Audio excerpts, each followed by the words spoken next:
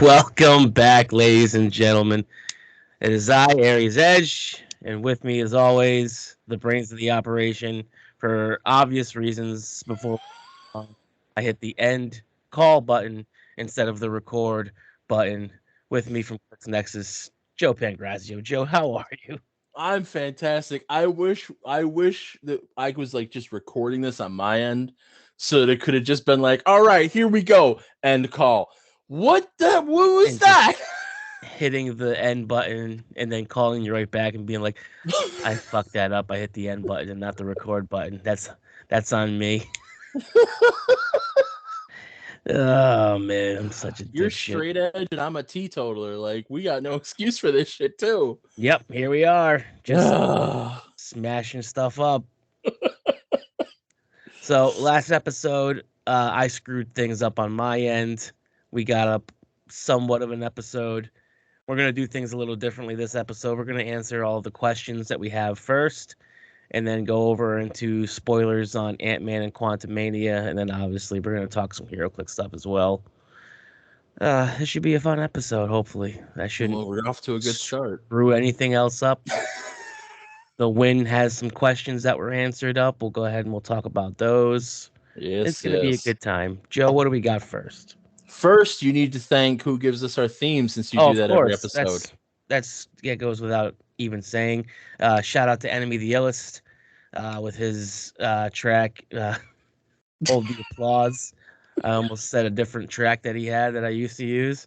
It's Hold the Applause. Check him out on Spotify and Bandcamp. N.M.E. the Illest. Awesome person. Go Links check. in the show notes as always. All right, so we're going to start with Nexus questions first while Ares just composes himself. Gotta get my shit together. Our good friend, Mr. Colossus, has two questions. Ooh, We'll, two-parter. we'll lead with the first one first because that's a good place to start at the beginning. What is a figure that you wish was never made? Oh Not man. necessarily the character, but like the actual figure. So if it's a specific, Doctor Doom or a specific Batman, or my answer D20 Faust, just something like that. See, that's the thing is I don't wish that D20 Faust was never made. I just wish he was made properly. Like Sure. I thought the D20 Faust was fantastic. I thought the way it was done with there being a D20 and everything, and like I thought it was in theory fantastic, but then during execution, it was horribly So egregious you to the just wish game. Faust was more like D20 Strange because we Yes. never ran into the problems with like D20 Strange was always there, had a lot of the same powers or similar flavor. That's what I mean. Like, so what I wish was never made was that specific iteration of that Faust. Like, Mm. I'm cool with the D20 because I still have my D20 Strange somewhere. Actually, do I have a Faust now? I just got a Resurrection Man just for the first Ooh, time. Resurrection Man is an awesome one too. Right? But like I didn't like that representation because it just and I played against it like twice. Like I didn't even have to play against it that much, but it became such a sinkhole in the game Mm. that like I mean, to a certain extent, people's negative feelings towards that piece are more than team bases. Like, you still can't even, like, people say he was banned when he was never banned. He was just retired early. And not even that early. Like, he was retired like 3 months early. Yeah, like he ran through like the watch list like 3 times. He was errated Yeah. twice, and then He was finally at they're like, I think he "No, was at two just." nationals or at least a worlds and a nationals. Like, he had his moment in the sun, Mm-hmm. They're but just like, "No, just get rid of it. Just no. We'll call it an early retirement. Just no. He's got to go. It's yeah. bad. He's But bad." that's my answer, and that's why it's not even like we've had plenty of good Fausts. We've had plenty of good D20 characters. Impossible Man is one of my D20 Impossible Man is one of my favorite characters. Yeah, I But like the like D20 mechanic. I thought the D20 yes, mechanic was good. and it's something that's easy if you lose it. Like it's easy to just be like, okay, I'll use a regular D like at a weekly venue or home Yeah. game. Like I have a D20. Here's what everything is. Mm-hmm. Okay, so that's where it's also you're not like terrain markers or Clix FX where it's like, oh, I lost it. Well, now what do I do? Like, it's easy to Yeah. replace a D20. I don't know. Like, I have a good handful of figures that I wish were never really made. And I guess it all kind of goes back to one catalog. Cards weren't made. Say it again. I'm sorry. You cut out for me. I said I really wish that ID cards just weren't made. That's fair. I really, just because some of the most abused, uh, characters, like Balls of Fury. Yeah. Who else? A couple of the. I mean, Hawkeye, Yeah. the Hawk guy, I should say. Yep. That was horrible. But then there are some of them like, I really enjoy playing One Arm Green Arrow. Right. And bringing in again, but it's also decent. Well, then also you have Swamp Thing, who just never had a character to be played on the. Now I'm just back to full bitter ID cards. ID cards. That's, oh man, my hatred rising. Make sure you're not pinching your headphone cable. I mean, but then also when you think about it, like I really don't like Unimind. Yeah. I was never a really big fan of Unimind. I felt like they tried to jam so much stuff into, like, between that and like Goblin King. Those were the two egregious ones, because you're trying to pick so many different powers, and then like, I mean, they did it. I think they did it really well with Jakeem Thunder, because it was like you can pick this, or one of these, and then but even he, yeah, you know, he got watch listed too. But he got what? I know, he got but watch listed and didn't deserve it, man. Like, it was he got like, watch listed when he wasn't announced for it, yeah, right? Then he shit. got I got snuck. He got backhanded snuck somehow. I on. wasn't even on the list. How does that even happen?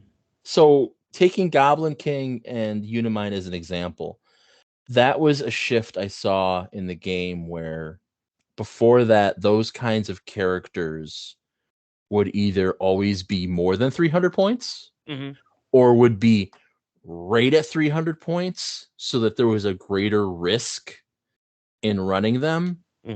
And I don't know why the decision was made of like, well, let's have like the classic example being Sentry and Void. Okay, let's have this super powerful piece, but let's make sure that it has. If you took Sentry and Void and gave them 2 stop clicks or 3 stop clicks, which is basically what Unimind was at 300, it would have been even more misery. It would have just been obnoxious to play against. So I don't know why that decision was made of like, well, let's take these characters that are really strong and put them into like Unimind's not bad until it's like, okay, he's got what, 3 stop clicks, and then you don't score anything when you KO him the first time because you replace and generate the Eternals, and that's what I think went over the top. Yeah, when like you actually finally get to KO Unimind, and then you actually don't KO Unimind. Like that would have been this weird void of like scoring 600 or 700 points. It's like, all right, now we're just, I don't know what the hell we're trying to do. That would have been a fine point value trait for like if he's 400 points, that's when he gets to pop out the Eternals, and if he's quote unquote lower power, no, he just gets KO'd. That would have been a fine trade off, in my opinion. Yeah, at least score something. Like, okay, like, or you pop out 2 Eternals or whatever the case is, but like, and I get why they did it too. You want your flashier figures being played in Modern. Like, you don't want to put that much time into something, designing it and making it awesome, to then be like, it's too expensive, and then no one plays it, even though in theory it's a really good figure.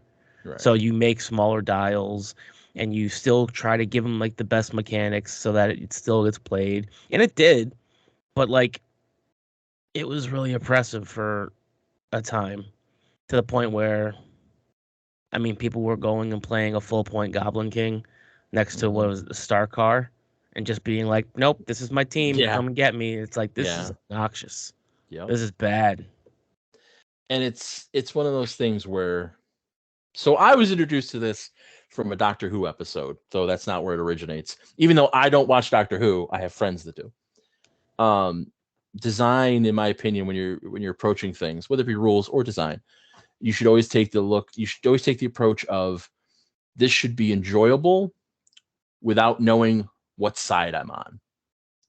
So if this is only fun when I'm running him, then it's not a fun piece. It's not a good piece.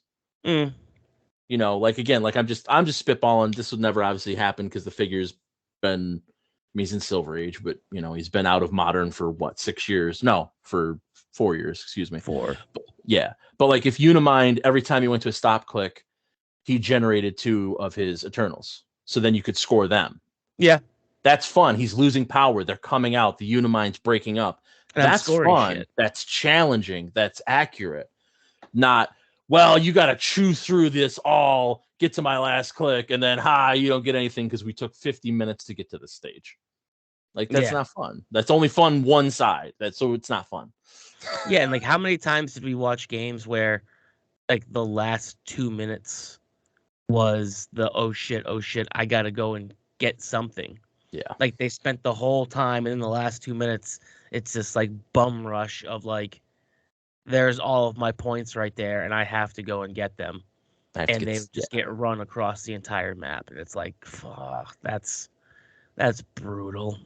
And it's the thing that I say, because I know not to pontificate too much, but hey, too late. You know, I've done polls before. Other people have done threads where it's like, you know, hey, what's your favorite HeroClix memory? What's your favorite, you know, tournament story?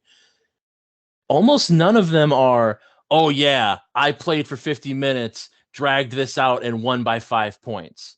They're all, oh man, we both couldn't hit, we were just missing all the time, or man, it was a real tough fight. You know, I'd hit him, he'd regen, he'd hit me, I'd get support. It was back and forth. It was so much fun. No one's like, yeah, I dragged this match out, popped my Unimind on last turn and won by 5 points because he used an ID card and I didn't. Right. Man, that's the best memory. Like, nobody says that. I won 10-5.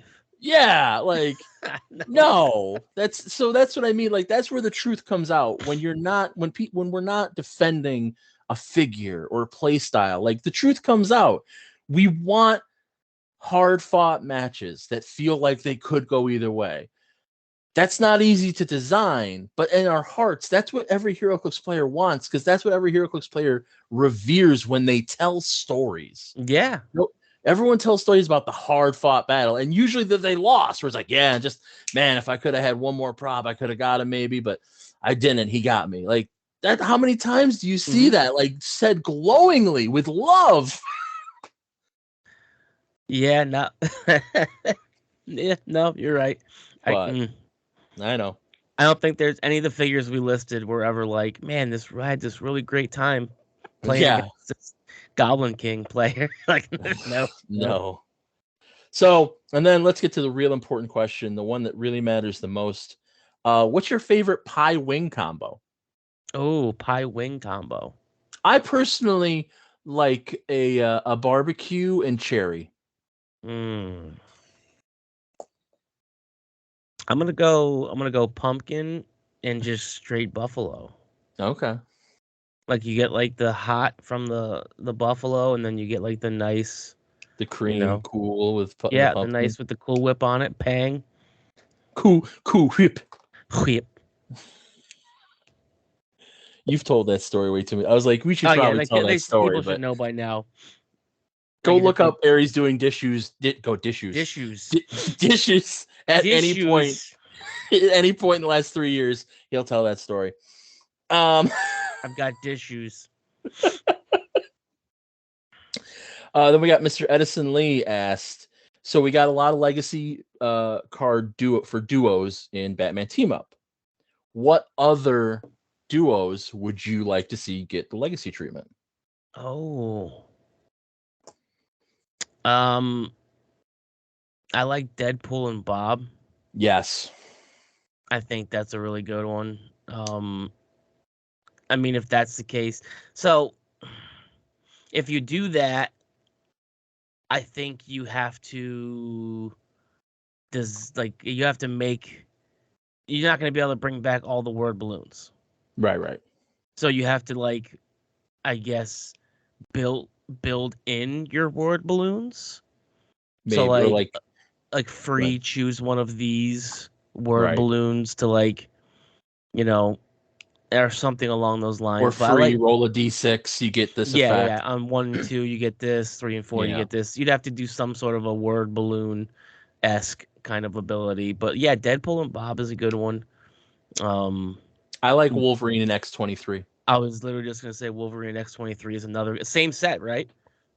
Yeah, I'm pretty sure. Yeah, Deadpool set. Sculpt's so nice. Sculpt's so nice on that, on both of them, They're in but the that X sculpt's so Force. They're in nice the on X that. Force suits too. Yep. That's a good one.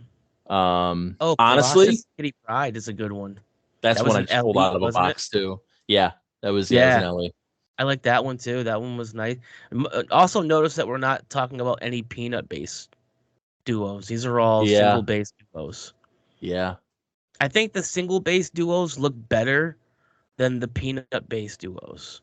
I will Like if say you think though, back to like the old DC ones, like they never really like commingled with each other. They were like, or even like Chaos Wars, like they were yeah, on they like were the two separate. separate sides. They never like, I don't know. I just didn't like them aesthetically. I was gonna say, for a peanut base, the two flashes, it's iconic. I would be okay with that getting a legacy card. But they're commingling. They're like running together. Like That's true, yeah. they're playing off of each other. Like they're not on both sides with their backs to each other doing separate things. You know what I mean? Which is the next one I was gonna say, Doom and Kang, who are literally doing that. Yeah. Like they're like, I mean, Shazam and Black Adam is a good one too. Yeah, But they are back to back, but it's kind of showing the two different sides of the Shazam power, kind of, you know what I yeah. mean? The Marvel families. So it makes sense. But like, yeah, I don't know. Some of the duo figures when they're on peanut bases, they just don't look Oh good. yeah, here. In You know what I case we mean? actually get a video of this one. I mean, this one's actually pretty nice from GSX. It's Rogue and Gambit. Get it in there a little close. Yeah, it's And not that's one of the bad, nicer ones, but it's still but again, of that time. Yeah. it's just still it looks awkward. They don't look The uh one I Colo- do, Colossus and X-Men is in X-Men. Wolverine is good doing the fastball special. that's what I was just going to say too. That one's Single base. beautiful. Yeah. No, that's Peanut. Is it a peanut? It is a Yeah. peanut. Because Yep. those were the chases that weren't chases. Those were the Yes. chases that were super rares. Yep. Um, and like the Cyclops and Jean from that set are just awful. Yeah, They're on a peanut, but they're just like, really, guys. That's what we're doing here. like That's all even the right. Chaos Wars ones. The best duos are the single base. You had Sentry Void, Yeah. you had Wasp, and Well, but somebody. that's the other thing I think with those was if you look back, they were reusing sculpts, so that's why they looked awkward too, because they Yeah, were figures that were for the most part other elsewhere in the set, and then like okay, let's we had throw it on these a peanut. molds and mash them in there. Yeah, like Wanda. How many? I mean, we got Wanda in the starter, and then we got her on two peanut bases. One with Wonder Man, which is awesome because Wonder Man rules, and one with Vision, which is also awesome because Vision rules. But like we had three Visions, so like there's no like, you know, Yeah, Vision holding Wanda as he phases through her. Like they're not going to do that. So like no, we got this Vision over no, here and no, this just Wanda over here. glue them on this gold peanut base. Yeah, yeah, Yeah, it'll be great. print it. So I am always in love with different colored bases, and I always want them, and I always Yes. love them. I am a big fan of the different colored bases. They always they make the figure feel like even though it's not that big of a deal, it makes the figure feel special. Like it makes Yes, it feel premium. Just a small little thing like that makes it feel yes. like a little more premium compared to just generic, generic. The generic, geez, I had a stroke there for a second. Just generic You were black doing base. dishes. That's what Just happened. generic black base. But yeah, like I just they feel you know what I wish they would bring back too, which they probably aren't ever going to do because as we know, we're getting a new card layout. But Hmm. like War of Light, like having the symbols and the emblems on the like in the Yeah, background of the cards, that even just a small thing like that made them feel special and premium and awesome. We're not probably won't get that again. no. Well, Iconics, the Iconics We'll see. We haven't seen the cards. I mean, we No, know they've I'm been confusing that solicited. with We the know I'm we're getting confusing different that with stuff, Hellfire but Gala. The Hellfire Gala yeah. card came out looking But we did premium. talk about all the solicits for the Iconics said that they're going to have Yes. special cards. We just like web foil. Okay, cool. What does that mean? Like, I knew we had talked about Iconics cards. I'm like, where did I yeah, hear? Yeah, it but was one we of our just have episodes. We haven't actually seen them scarce yet. details on them, unfortunately. Yeah, Yeah, the like Hellfire Spider-Man's the one Gala we have the card. most for, but Hellfire, yeah, which that caused a little kerfluffle. We'll talk about as far as Hellfire Gala not having rarity, because they Oh, did special that cards was and they don't that have we'll rarity. come across that down the line. Down a little bit. So do you want to do your questions or should Yeah. I do your questions? Nope. Shut up. And I gotta look them back up now because they went away. Ah, No, I got them here. I got them. Don't you tell me my business. if you want to submit questions without us asking, you can email Aries. It's in the show notes. Yes, it's there. Email me. They're Tyler like Murray. questions for circle jerks. Go ahead. Sorry. Yes. Do you think legacy cards should be more available? Instead Yes. of them being attached to each brick, they could be randomly in boosters. Do you think they should increase the number of legacy cards in each set? I've banged on about it. I'll say it real quick. Yes, I am fine with having more legacy cards. I wish they would also be more available. I am fine with them. I like having a buy it by the brick incentive because I'm old. So I'm happy to have a pack that has a team up and a legacy card in it. That's great. They should also be in release day OP kits. They should also be in play at home kits. They shouldn't only be in boosters. Like we had a set where team up cards were only in boosters and it was a pain because there Yeah. was so many. So I don't want that. That's not, but I want more. More is good because again, I think I said it on here. If I didn't, I will now. There's a mystery card in the release day OP kit for Batman Team Up. There's one mystery card. There are 10 copies of it. That is perfect. That is exactly what you should do. That's what should have been done with the legacy cards for Avengers Forever. Multiple copies because it is cheaper to print a card than it is to produce a figure and a card. And it's easy to just be like, here you go. Hey, guys that come back. Or, hey, new player. Here's it. Like for a mystery card, here's a card. You can just use this. We'll explain to you how to use it. Like, here you go. Yes. I mean, everything you said is correct. There was a time where the what the hell, the brick incentive was built right into random boosters. That was Incredible Hulk. You would get a random Green. where are you? There you go. Oh, okay, Yeah, sorry. you would get a you cut for a second. You would get a random AI Marine, the AI Hulk Marine, in your booster. And it wasn't guaranteed per brick. They said that they came right out. Maybe you'll get one, maybe you'll get two. They're just going to be randomly inserted into boosters. I would be cool with popping a brick and getting 2 legacy cards or 3 legacy cards. It would make me want to buy more boosters. Loose If I had the boosters. opportunity to pull a random team up card that was like they put 5 out, which was the set they just came out with that had like only 5 team up cards. Batman Team Up. I thought it was Batman Team Up. Yeah. And like, okay, cool. Like that's just a little like plunk, a little special. Don't give me 50 like the X-Men set. I'm all set with that. Like there's no chance. And then only have 5 of them be good. Like, no, think it out. Make 5 really good team ups, toss them randomly in boosters. Give me 24 legacy cards a set. But then again, we're going to run into this point where it's like we're running out of legacy figures. We're making more. Yes. Like we're going to just be watering down legacy cards. That's why overall I don't like we've talked about this for the DC set with Batman Team Up. I don't necessarily want more legacy cards. Now I get it. We get a DC set every 2 years. So okay, we have a few more there. Yeah. That's fine. But we don't need more legacy cards. We just need them to be more available. Absolutely. Yeah. There shouldn't be legacy cards that are out there pulling $50 a card. Right. That's kind of counterproductive to what the legacy cards are supposed to be.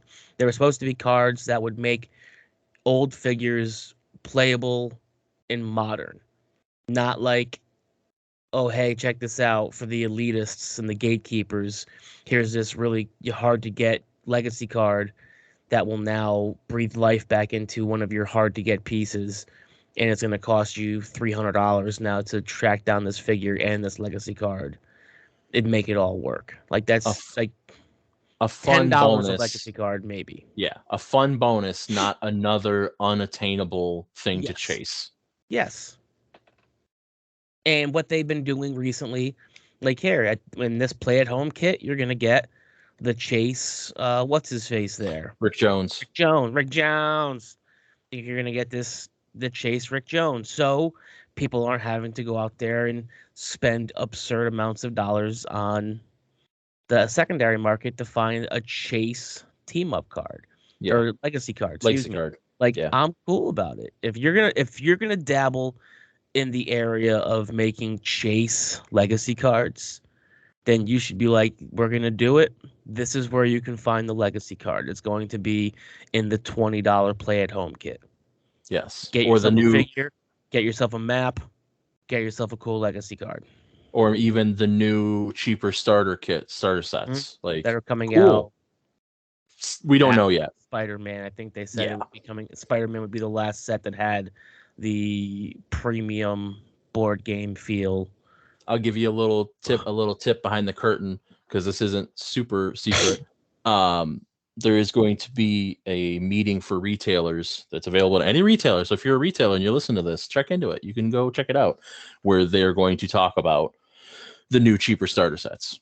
So Oh, that info, like if they're going to release it to retailers, it's going to be getting released to the general public then soon as well. So that information will be coming. It's just, gotta wait another couple weeks. I'm cool with that. That sounds good. Yeah. Tyler's second part to his question. With the new rules, do you think we should see a major/minor change to any team abilities? Do you think we need additional ones? With Spider-Man getting an update, which team ability would you like to see changed and why? I always want more team abilities. I am still upset that TMNT never got a team ability. Team abilities are fun. I like them. I don't even care if they're the same thing. Like having another symbol that's on a base that makes it feel like this character is part of this team is fun and cool. If I could have had a foot soldier with a little foot symbol on the back, if I could have had a shredder with the claw foot from the animated series, that would have been awesome. I would have loved it. I always want more team abilities. Okay, so I'm going to be the poo-pooer of more team abilities. Party It's pooper. not even that. Like if you're going to add more team abilities, fix the ones that you already have, because there are a Agreed. shit ton that need to be fixed. Legion of Superheroes is still a wild card. Like we need to fix that. Like there are so many. We've created these like third party team abilities, which is team player, cosmic energy, Mystics. underworld, mystics. Like okay, cool. Police. Like we have all Police. these third party like that aren't Marvel, that aren't DC. That's awesome. We need to have those. But by creating team player, you made four other team abilities obsolete. Spider-Man, the Doom, Legion of Superheroes, and what's the one I'm missing here? Calculator. Calculator. Thank you. Yep. All of those were wild cards. Now we've seen Doom get a facelift, and it's awesome. Spider-Man finally is getting its just due, but now Calculator and Legion of Superheroes are still wild cards, and we need them fixed. We Yeah. need them fixed. And on top of that, your two marquee team abilities, Avengers and Justice League, are kind of underwhelming. Like if you need to go through and like I get like you can see what they're doing. Like they're updating team abilities when sets are coming out for them. Wonder Woman, they updated and got a new Wonder Woman team ability with the Wonder Woman set. Spider-Man got a facelift. Fantastic Four and Doom got facelifts with the Fantastic Four sets and stuff. So like you can see the pattern that's arising. But like I don't know when or if we're ever going to see a Legion of Superheroes set. Like we had Slosh. Like I don't know like I don't even know how the hell they would use a calculator team ability. Like, all right, so do you scrap it and then make a new team ability? But you already kind of have the underworld team ability, which is kind of like the mafiosa and everything. So like, then what would you I mean, if you add for want to like a know, DC? well, here's what I would make calculator into, honestly, to keep it somewhat thematic. Um, make it Sinister Syndicate, but within like 3 squares or something, because Calculator was the evil oracle. So Calculator Yep. was maneuvering everyone behind the scenes, but they're not necessarily, near each other. So if it's just making a noise. So if it's Just bang like, the shit out of my hand. characters with this team ability can replace their attack value, Mm-hmm. whatever, Sinister Syndicate wording, but up to 3 squares or 2 squares or whatever. Like, have it be a little different, but in that same vein. And that's how you make things that's how you give it flavor. So it's Mm-hmm. not, oh, it's just Sinister Syndicate. Like, well, no, it's a little different, because the Sinister Syndicate is the Sinister Six, really. They always fight melee, they always fight together. So you want to be base to base. Calculator, no, it's a network. It's that information network. That's how you switch it up. JLA and Avengers, I don't know. Like, That's what I'm those have been saying. around. Yeah, I mean, it's Like those. I don't know. I would love to talk to like the original designers that came up with those. So right now, it's when you're given a move, you get a +1 to movement. Before that, it was when you're given a move or a move it action. wasn't towards your action total.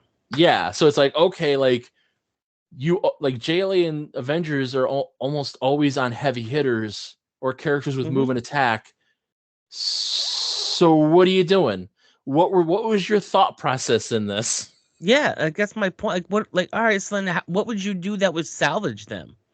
It's like you're looking I at don't the know, because other team I don't abilities think and you're about those like, characters.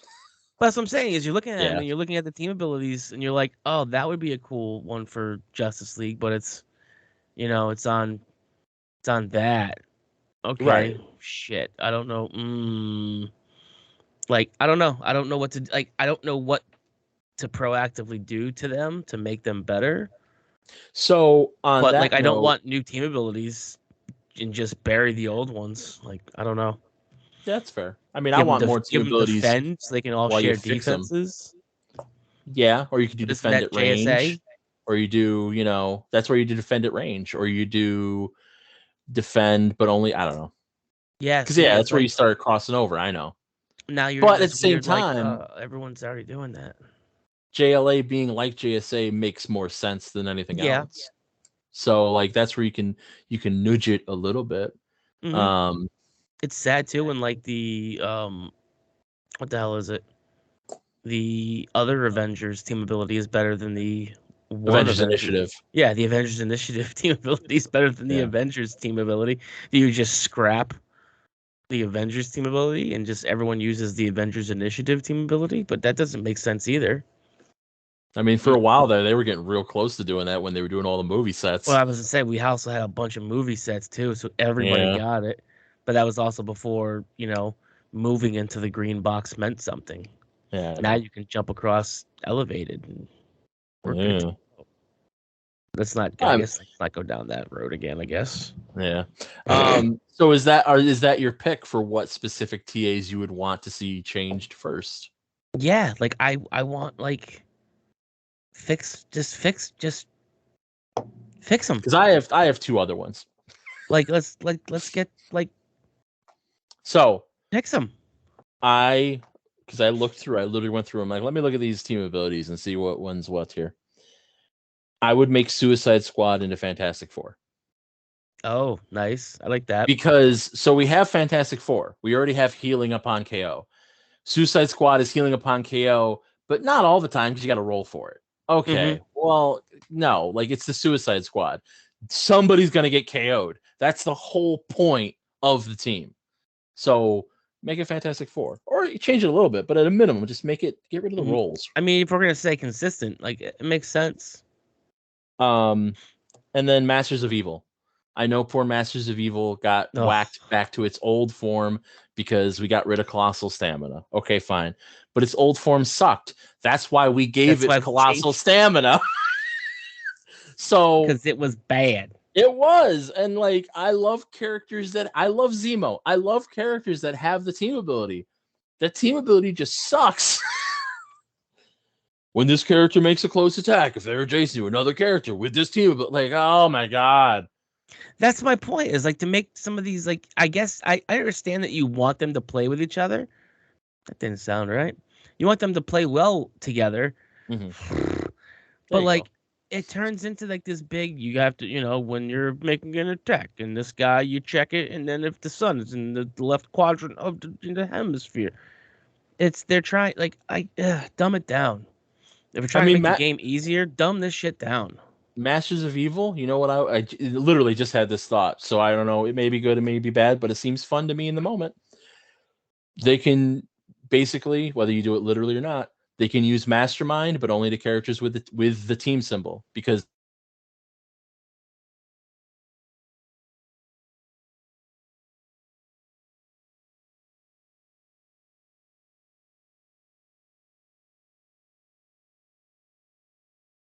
can suck it. We're out of here. No, I'm here. Like, I don't know what's going on. Oh, I was just talking. Can you hear me? Yeah, I got you. Okay. Did you hear my whole rant or no? No, not at all. I got none of it for some reason. Let's see if this shows up on the recording. My phone is nowhere near me, by the way. I was just gonna say, motherfucker. Make Masters of Evil Mastermind, but only to choose a character with the team symbol. Yes. There you go. That point. Okay, I like that's that. all. Yeah. Like that's something a little different. It's again, you take a standard power and you make it work a little differently. Like you don't have to say literally Mastermind. You could just say when this character would be hit and use the wording and make it a little different. But what do I know? But yeah, those are the two that stuck out to me. I mean, I can go deeper. Like Batman being stealth, I've said for a while, stealth ain't what it used to be. No, not at all.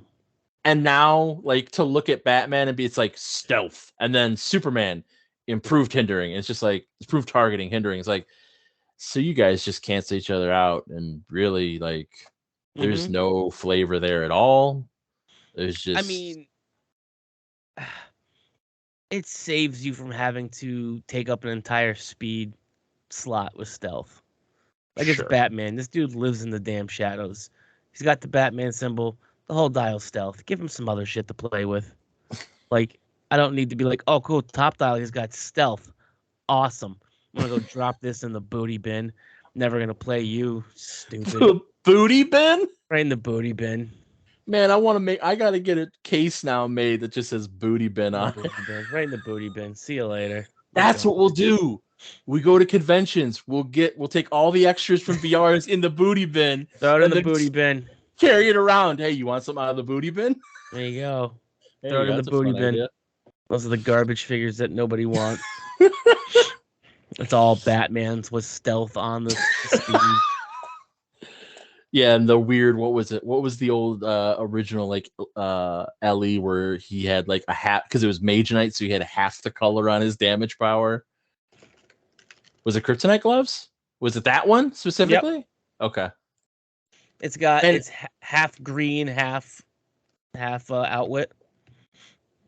And then he does it. He just has outwit, right? Is that what it was? Yes, because in the old Mage Knight, like, there wasn't a starting line. It was that half green. Yes, that was what your starting. Click was the green slash. Yeah. Oh, Mage Knight. Yeah, Mage Knight was fun, man. I know. I played it.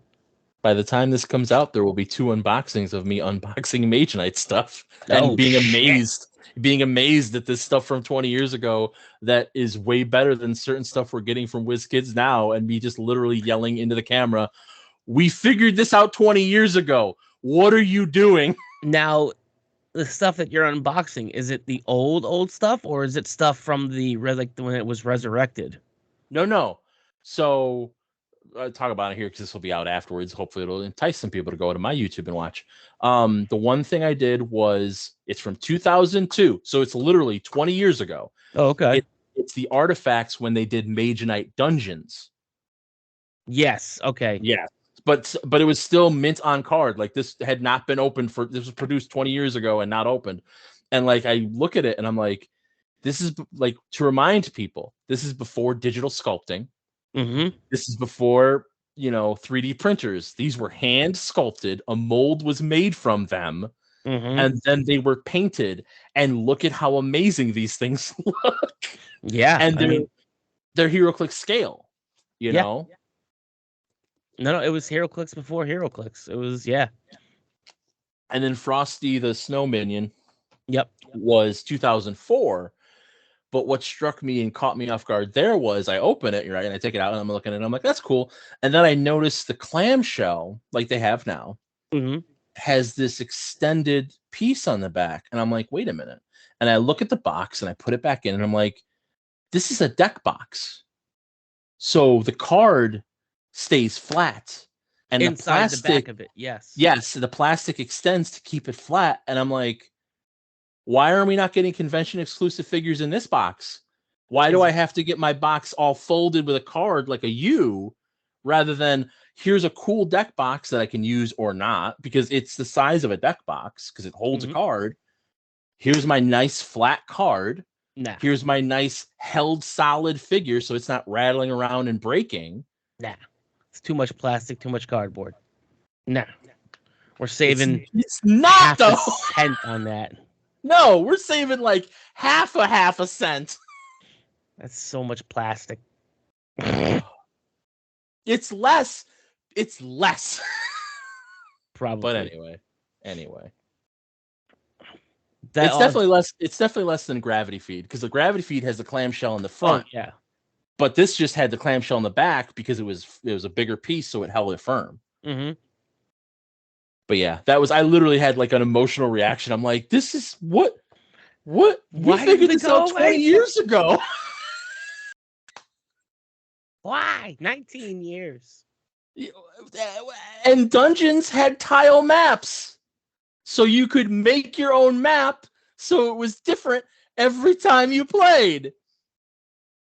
Anyway. Yep. What's Ginger want to know about this week? The Ginger question of the week. If you were playing in a championship, a sealed world championship, and you had to pick one set that you got to build a team with. They put a brick in front of you, and you got to build a team out of what you pulled. What set would you play? From all the sets over all the time, I mean, you have to have a brick put in front of you. What are you building from? Secret Wars Battle World? You're going with Secret Wars Battle World? I mean, it's the set I played a world championship in for sealed that I wanted to make a figure out of.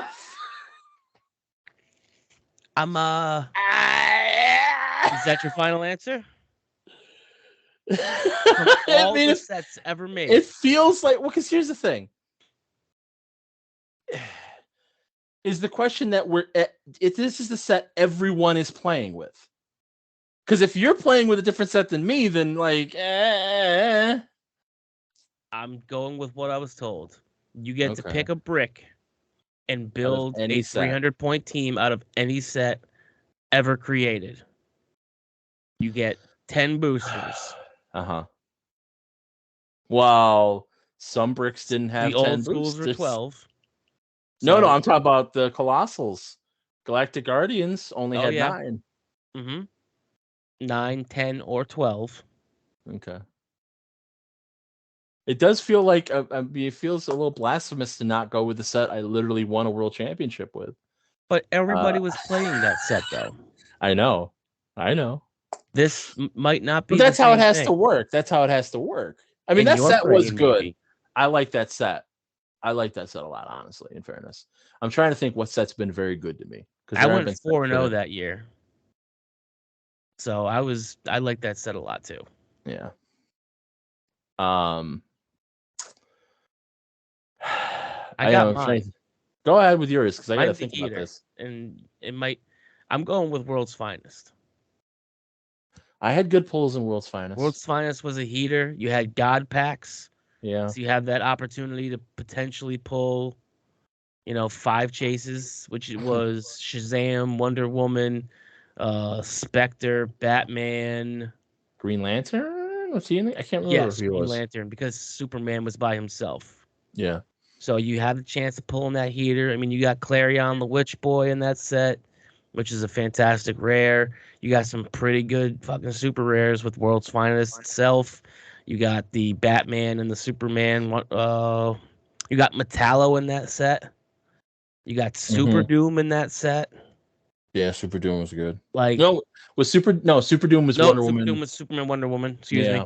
I'm thinking of another brute. There's another big brute in that set. Yeah. I had to think about it too though. I was just like, all right, because those two sets meld together They in my kind of brain. mushed together. It was back when we had a lot of DC coming out.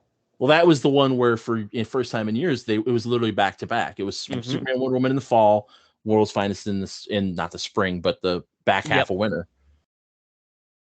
And they were amazing. It was. No, that was a good block. That was a good block Oh, of that was so those were good. figures were fun to play together. Absolutely. I'm trying to think. I'm honestly trying to think what are the last couple sets. You know what? I mean, if you had to break it down, all right, break it down then to like pre-carded. Nah, I ain't messing with no pre-carded. I'm I not. mean, I'm not even. I'm going legacy. I mean, that's just Yeah. that was a heater of a set too. I'm thinking I gotta go. I'm thinking whatever set I pick's got to be new card. Well, not new cards, but black cards. Dials on the back. I know there's a set that has been really good to me. I had great pulls in, and that's the one I want to do, and I can't think of it. Not Flash. Flash has always fucked me my entire Oh, life. Flash I was bought a not a good set. I bought a brick of Flash cheap to Oh, the Tell unbox. Toad deal. Yeah, and I still got fucked. I still pulled nothing good in that goddamn brick 8 years later. You pulled a brick or did you pull a case? No, I got the cases for the bash. I bought a brick to unbox. Got you. So that case I'm sure is going to That be case is amazing. going to be amazing. It's going to Amazing. have the Black just Lantern to in it. taunt me. Just to taunt me. Why am I blanking on what came out in 2018? Probably because of Secret Wars. Man, you got some issues there. You had Earth X. You know what? Why don't I just look at my site that has all this stuff? If only you knew a person who I ran a know. site. You know why though? Because I had the Win open, and I don't like to open the windows on my phone because I get all fucked up. First world problems. I don't want to use my thumbs. Not Disney Plus. Not Empire. Fuck that. We're gonna go back a little bit because those sets are. You know what? Like I said, you had Earth X. You had Battle World. I'm almost thinking. I'm trying to think of what else was around there. Dark Phoenix was the next year. That was 2019. Oh, the Phoenix Saga. Yeah. The animated. No, I'm not doing that. No, that's not good. I mean, Avengers Infinity could. No, that wasn't good. I mean, you can get Unimind, but you could also pull like Quasar, Star Fox. No, Unimind was Mighty Thor, and Mighty Thor was what I was thinking. I'm having I know, right? Mighty Thor is good too, though. But Mighty Thor, I didn't pull well. That's how I'm judging this. It's completely. I mean, you could just pull random. It doesn't make sense. But I wasn't. I didn't pull well in that set. I didn't pull well in that set. I was like the introduction of like the big equipment boom. It was. Mm-hmm. Carnage was in that. Mangog was in that. You know what? I'm gonna go with it just to move us along, even though I still think Battle Worlds is a good choice. Spider-Man, Venom, Absolute Carnage. Oh, that's a good one too. I pulled well in that set. I can play well with those figures. I like sneaky strategy, and that's a set where you can catch people off guard, and I like that. You can get a null, you can get Carnage. Did I ever tell you that story? So this the release for it, I went to a venue that doesn't exist anymore, because I was no longer allowed there. But so 2 boosters sealed. I pulled null, and I ran full point null with the Necrosword. Aaron yes, with Necrosword, and what was it? Aaron Davis, I think. I think it was not the Prowler, but it was Aaron Davis. Okay. And I think I had another piece of equipment. I had another character with equipment. And I just had him on the map, and Aaron Davis went and equipped and died like every game. And then Null just killed everybody else. Oh, man. And I was running Aunt Petunia's map. So I'm just poofing through windows. attacking Just people. wee. Oh yeah, it was glorious. So yes, that's what if I got a brick of that, I'll pull something I can make something out of. That'd be Yeah, fun. that's a I'd do really that. good set. And then if I heaven forbid I get a chase. I mean, if I get some of those chases, just start making theme teams that make no sense. Doesn't matter anymore, but I'll still do it because fuck it. What would be what would be the one chase that you would want to pull from that?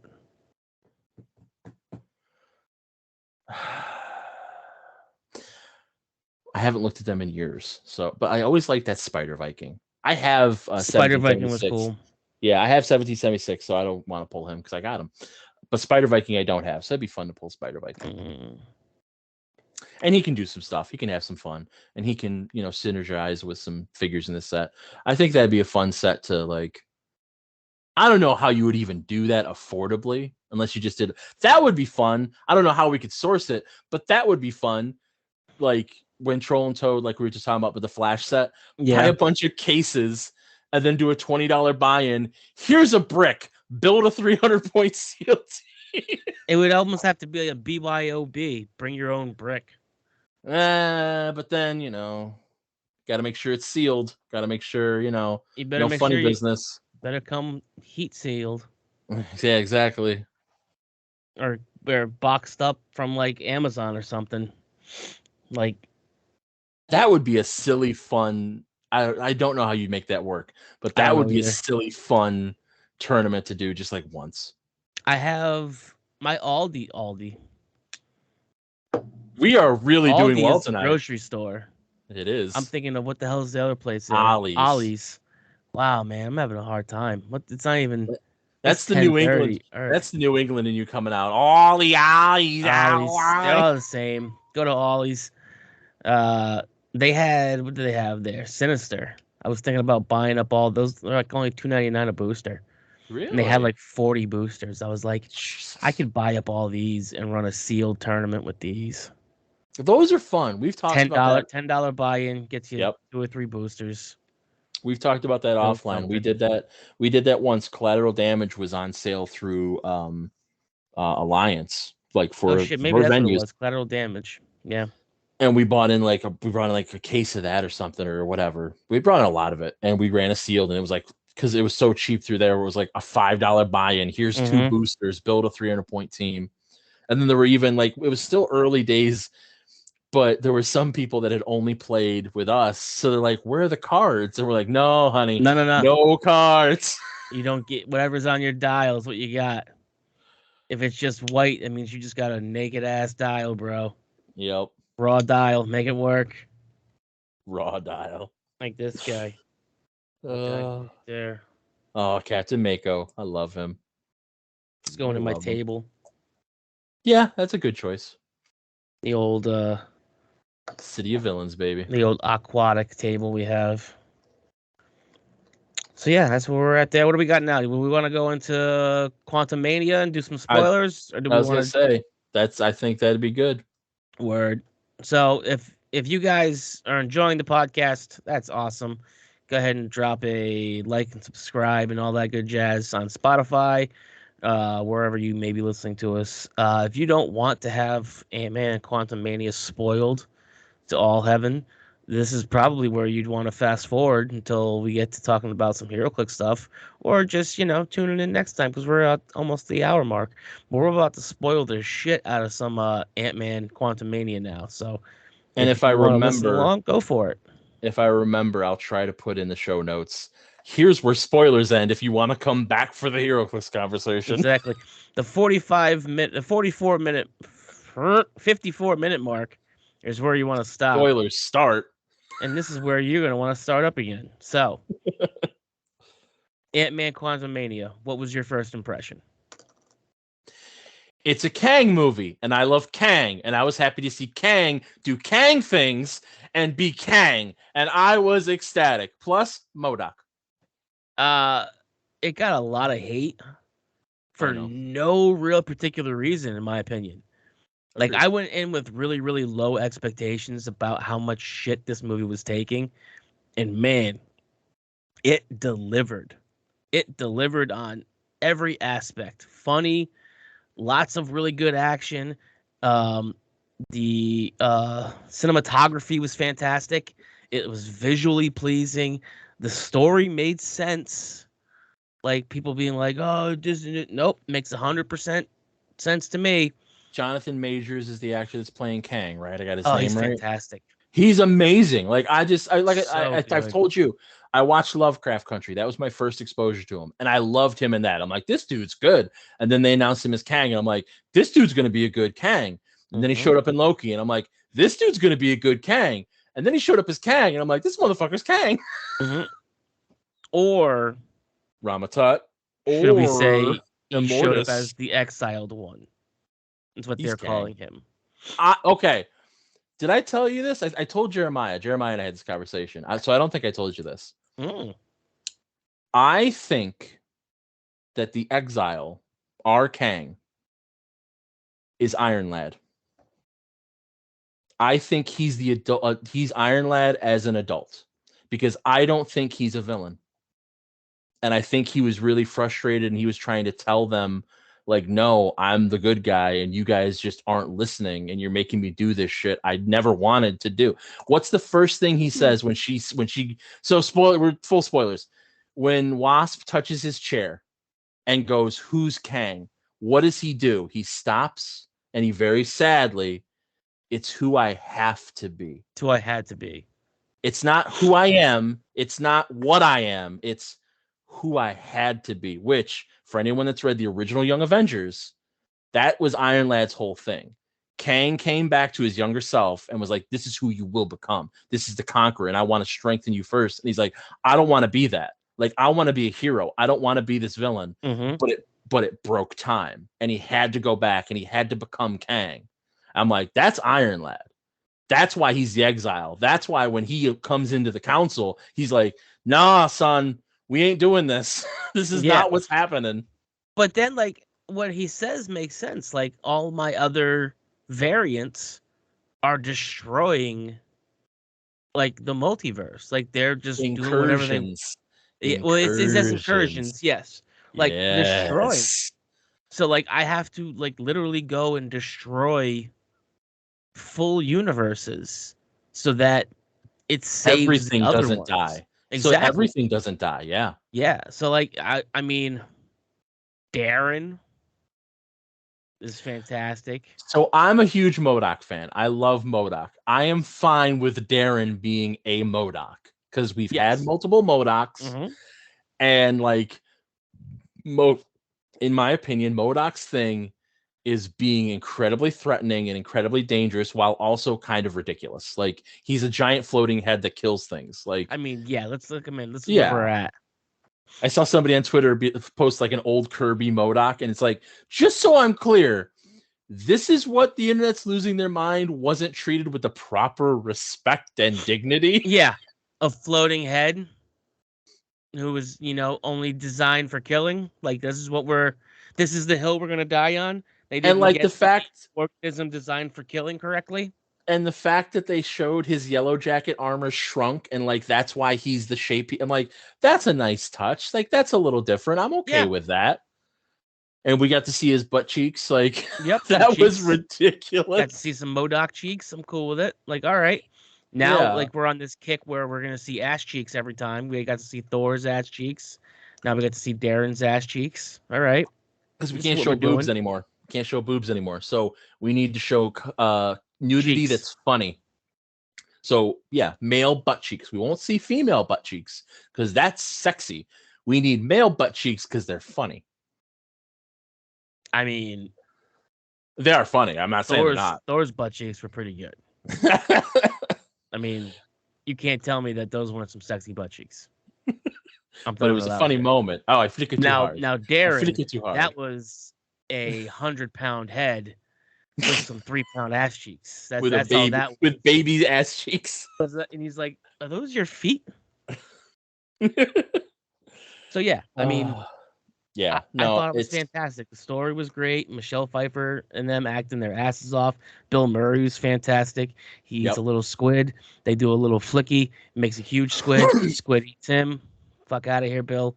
Like the way that they're using the Pym particle technology shit to make stuff smaller and bigger is still like it's not getting stale yet.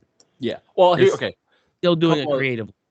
couple other things. First off, I don't care what they call it. They were in the microverse. It's not the quantum realm. It's the microverse. Micronauts live there. Bug lives there. It's the microverse, and that's amazing, and I love it. Second, the other thing that I've said, because I like the second, what was it? The second they explain who Kang is, and there's the moment where like the drop ship comes in and he has his army and stuff, I'm like, oh, so this is Kang goes to the 42nd century to build a dynasty from which to launch his offensive. But rather than having it set up in the future, it's he went to the microverse, built an army. I'm good with it. Fine, let's do that. It makes sense. It's Kang. Yep. I also, again, fan theory, his foot soldiers, I think were all chronal echoes. I think they were like the vibrations of himself, because that's where they had the domes, and they like when Jakarta or whatever, when she was cutting them and they just kind of disappeared. It's because they're him. Because who else is going to follow him but him? That's a good point. I like that.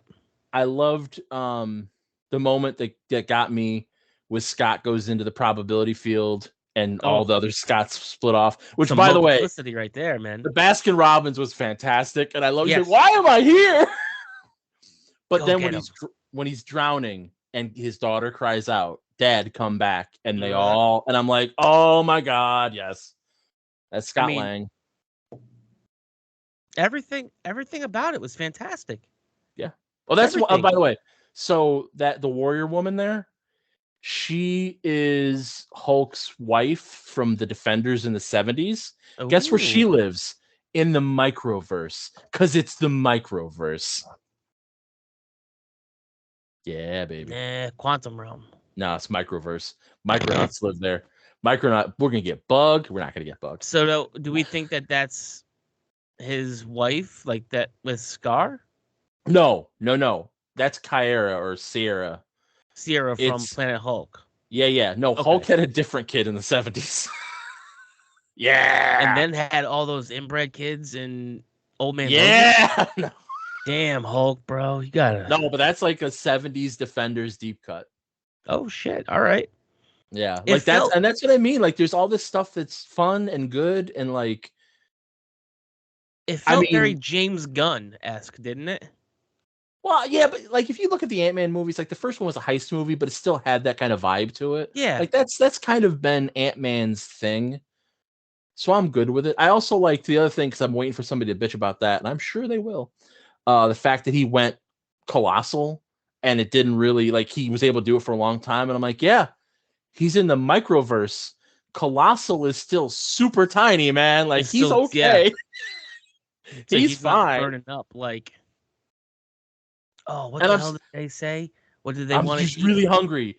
And when she said she wanted something specific, I can't remember what it is. Oh, he's like, yeah, carbs. It was like something like carbs. Like, yeah. Carbs. She wanted like something sweet and something else. Yeah. I can't remember. It's gonna bug me. But that was a nice little moment too. Yeah, like there weren't many bad moments where I was like, well, this is stupid. Hey, how many holes do you have? Oh my god. Two things. When that guy gets shot up and all of a sudden starts screaming, I have holes. And it starts that was people. Amazing. I was like, and then when they're running in and he just goes, burn it down. I'm like, wait a minute. And the one dude's like, I didn't know he could do that. I didn't see that one coming. The dude who was reading everyone's minds and shit. He was fantastic. Hey, did you ever watch The Good Place? Stop thinking that. Stop thinking that. Do you ever watch The Good Place? I need you to stop thinking that. No.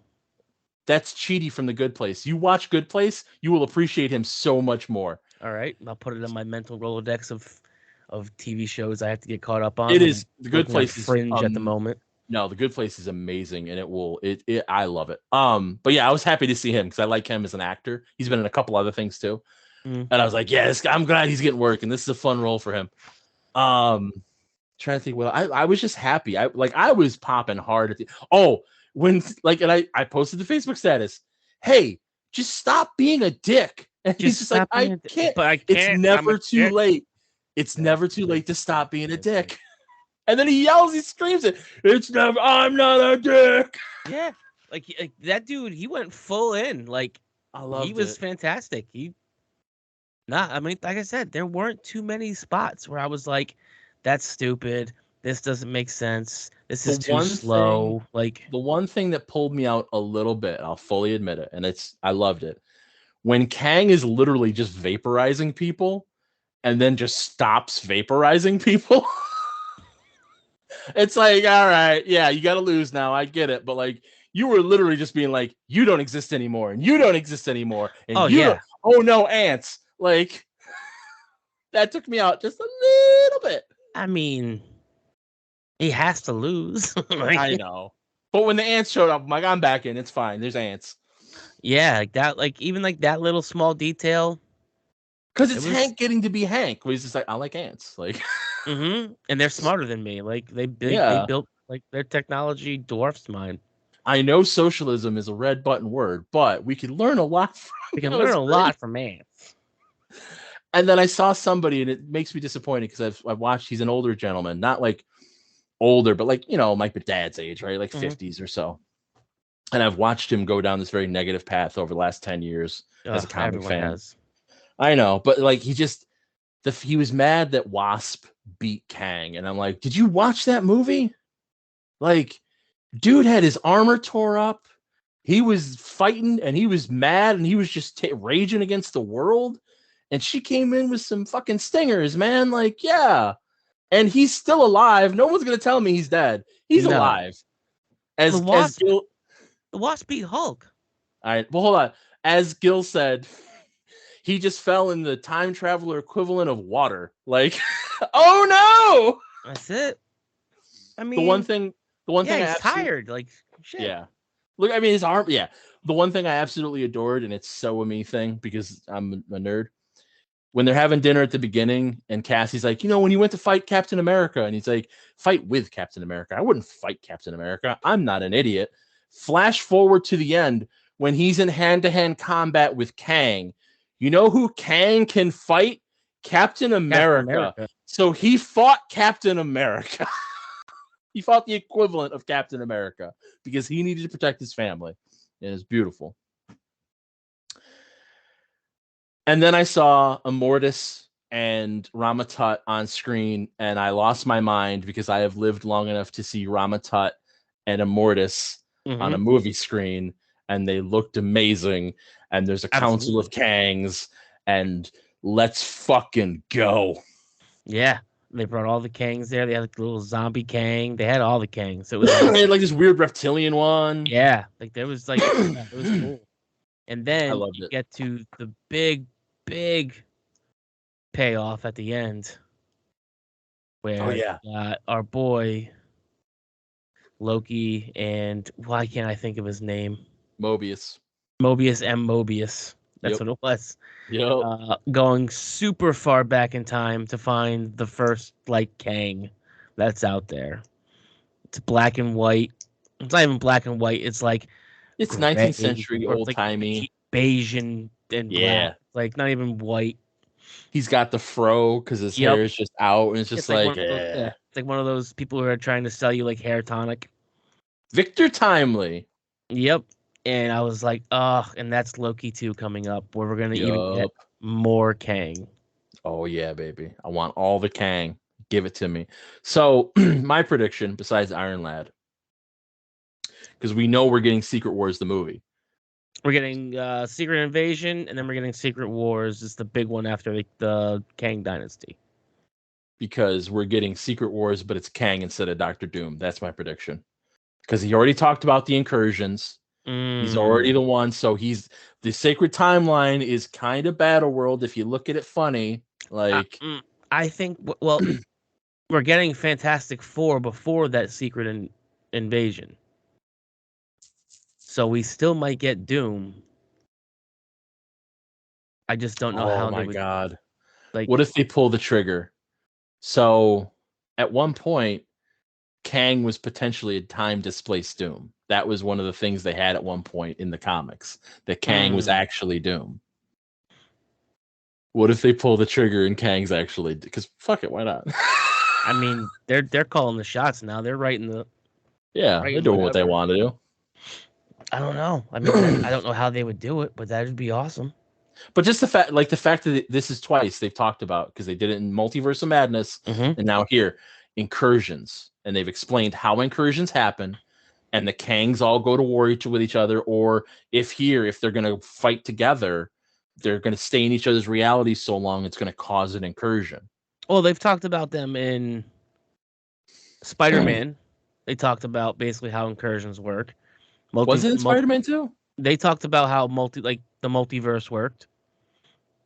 Multiverse of Madness, though, is where America Multiverse of Chavez Madness. complained. It happens Yeah. in Loki as well. They Yeah, talk yeah, about yeah. incursions. Yeah. So it's something that because incursions didn't exist until Hickman started doing his Avengers run that culminated in Secret Wars. Like, that was not an old Marvel idea, as far as I'm aware. That was a new idea that he did when he did his, which also makes me laugh because it's entirely possible Marvel's going to do Crisis before DC does, because that's all Secret Wars was Crisis. Mm-hmm. The multiverse gets condensed into one, and then we bring it back out. So it's like if Marvel does Crisis before DC does on the big screen, because I told my one buddy, he's like, well, DC did it in Arrow. I'm like, no. That doesn't count. That's not a Crisis. That's a wee struggle. That is a Stephen Amell as the Spectre. Nah, brah. Nah, I'm out. Sorry. Not even anything against Stephen Amell. Just nah. I mean, I was all right with it. And we also got Kevin Conroy as Batman. Yeah, finally. That was beautiful. Well, he's always Batman. I mean, live action. How's it going? He's always Batman. Burt Ward came back, which was cool. That was cute. And they did the Red Skies, but still, like, no, I want big proper, Crisis on Infinite Earths. Yeah. So yeah.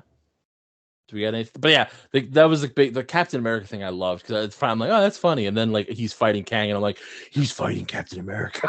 Yeah, he's basically fighting a super soldier. He's. Mm-hmm. I'm with you, Steve. Yeah, no, it was. That's the other thing. Actually, that's what I absolutely adored, and that's what I said too. That I love. Like, I love that the Doctor Strange movies do little different things. The fact that they do the Redux. So at the end of the movie, Scott's welcome back, and he's all happy, Mm-hmm. And then he's like, "But we did win, right? Like, we won." I mean, he did say something bad was coming. Don't think about it. Like, he's having an existential crisis. Oh yeah, he's having a full-on panic attack. Did I just doom the Earth? Yeah. Did I just ruin everything? That's fantastic. I love it. I don't care. It's beautiful. So I was happy. I was very happy with it. It was a good movie. I mean, it was solid. It's just, and the other thing I said is I feel like a lot of people, like, when we had that first run of the Marvel movies leading up, like after Age of Ultron, so like we know we're going towards Thanos, but it's going to take a meandering path. I remember people then being like, "Oh my God, they're never going to do it," blah, blah, blah, blah, and they started complaining, and then it paid off. Like, people just instantly forget, where it's like, no, like, we have a journey. Like, not everything has to be the next step in the road. You can stop and look at the roses for a little minute and then come back to the road. Like, it's peaks and valleys. Yeah. The peak was Endgame. We're back in a valley. You got, like, they took 10 years to get there. Yeah. That payoff was it was a decade worth of burn. Like, you're not just going to, like, you're not going to do the DC route where you're going to get to Darkseid in 3 movies. Boom, here you go. Here's a huge big bad. Here you go. Figure it out. How did we get here? How did this happen? I don't even know half of the Justice League are. Like, Cyborg hasn't gotten a full movie yet. The Flash didn't get a full movie yet. What the hell are we doing? Flash still hasn't gotten a full movie yet. No. So it's like, Cyborg, I don't know. He might not even be coming back anymore. No, he's not coming back. I don't know what, like, how do we just leap? You know what? No, we need to be on par with them. So just jump right to it. Makes no damn sense. What are we doing? Slow burn. Give me that slow burn. Like, this is where these goofy movies and stuff have, like, big, like, nobody thought Guardians was going to be, like, Guardians of the Galaxy. Why are we doing Guardians of the... And then, like, the full payoff when they're in Endgame. And, like, in Infinity Wars and stuff. Like, the full circle of it. Like, I know. How are these guys gonna pay off in any way?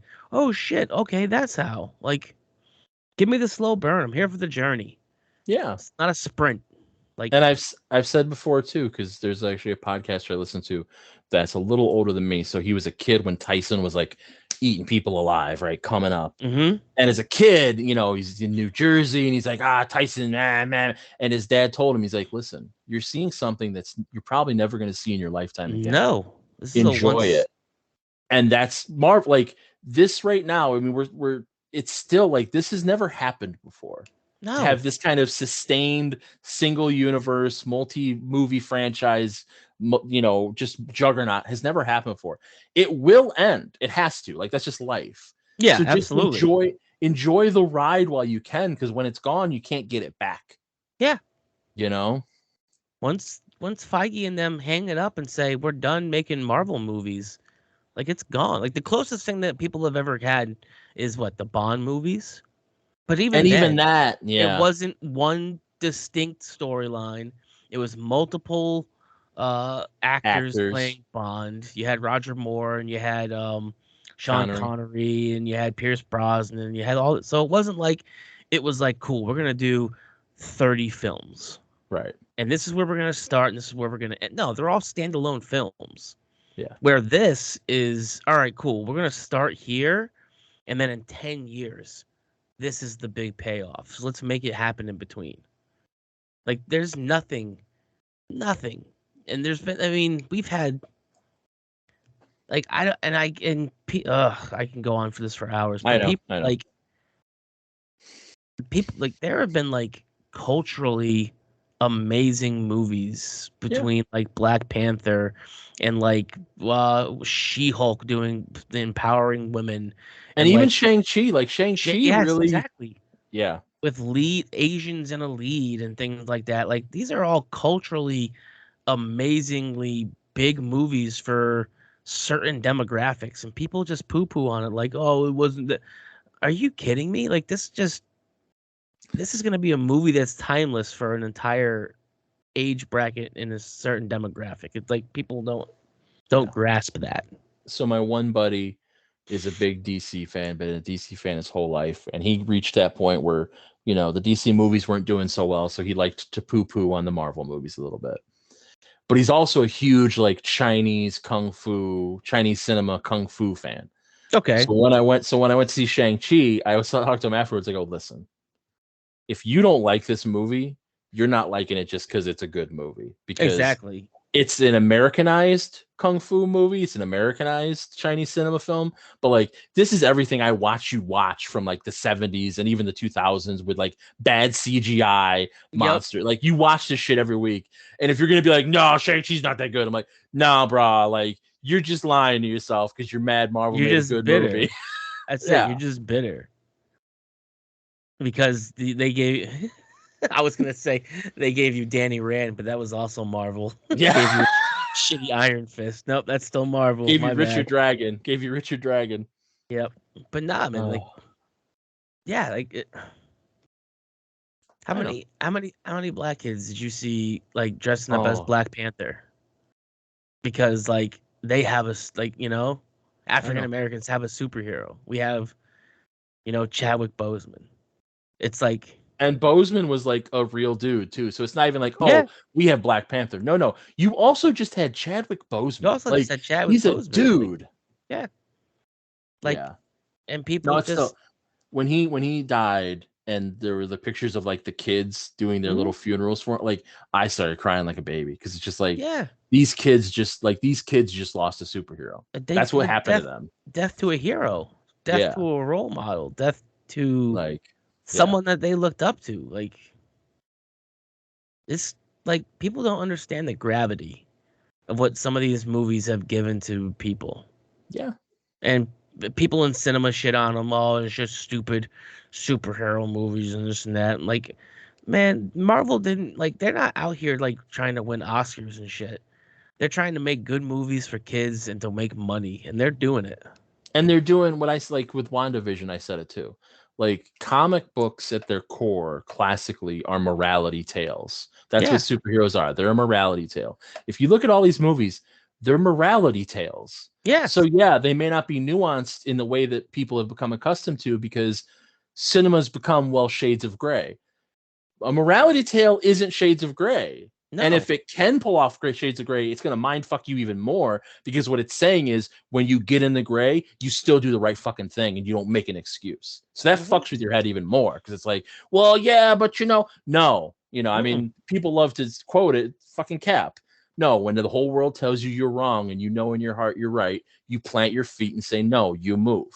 Like, that's a morality tale. That's what it's about. That's the story it's telling, and that's important. Like, but it's also they're doing it in ways to like also show people how to deal with grief.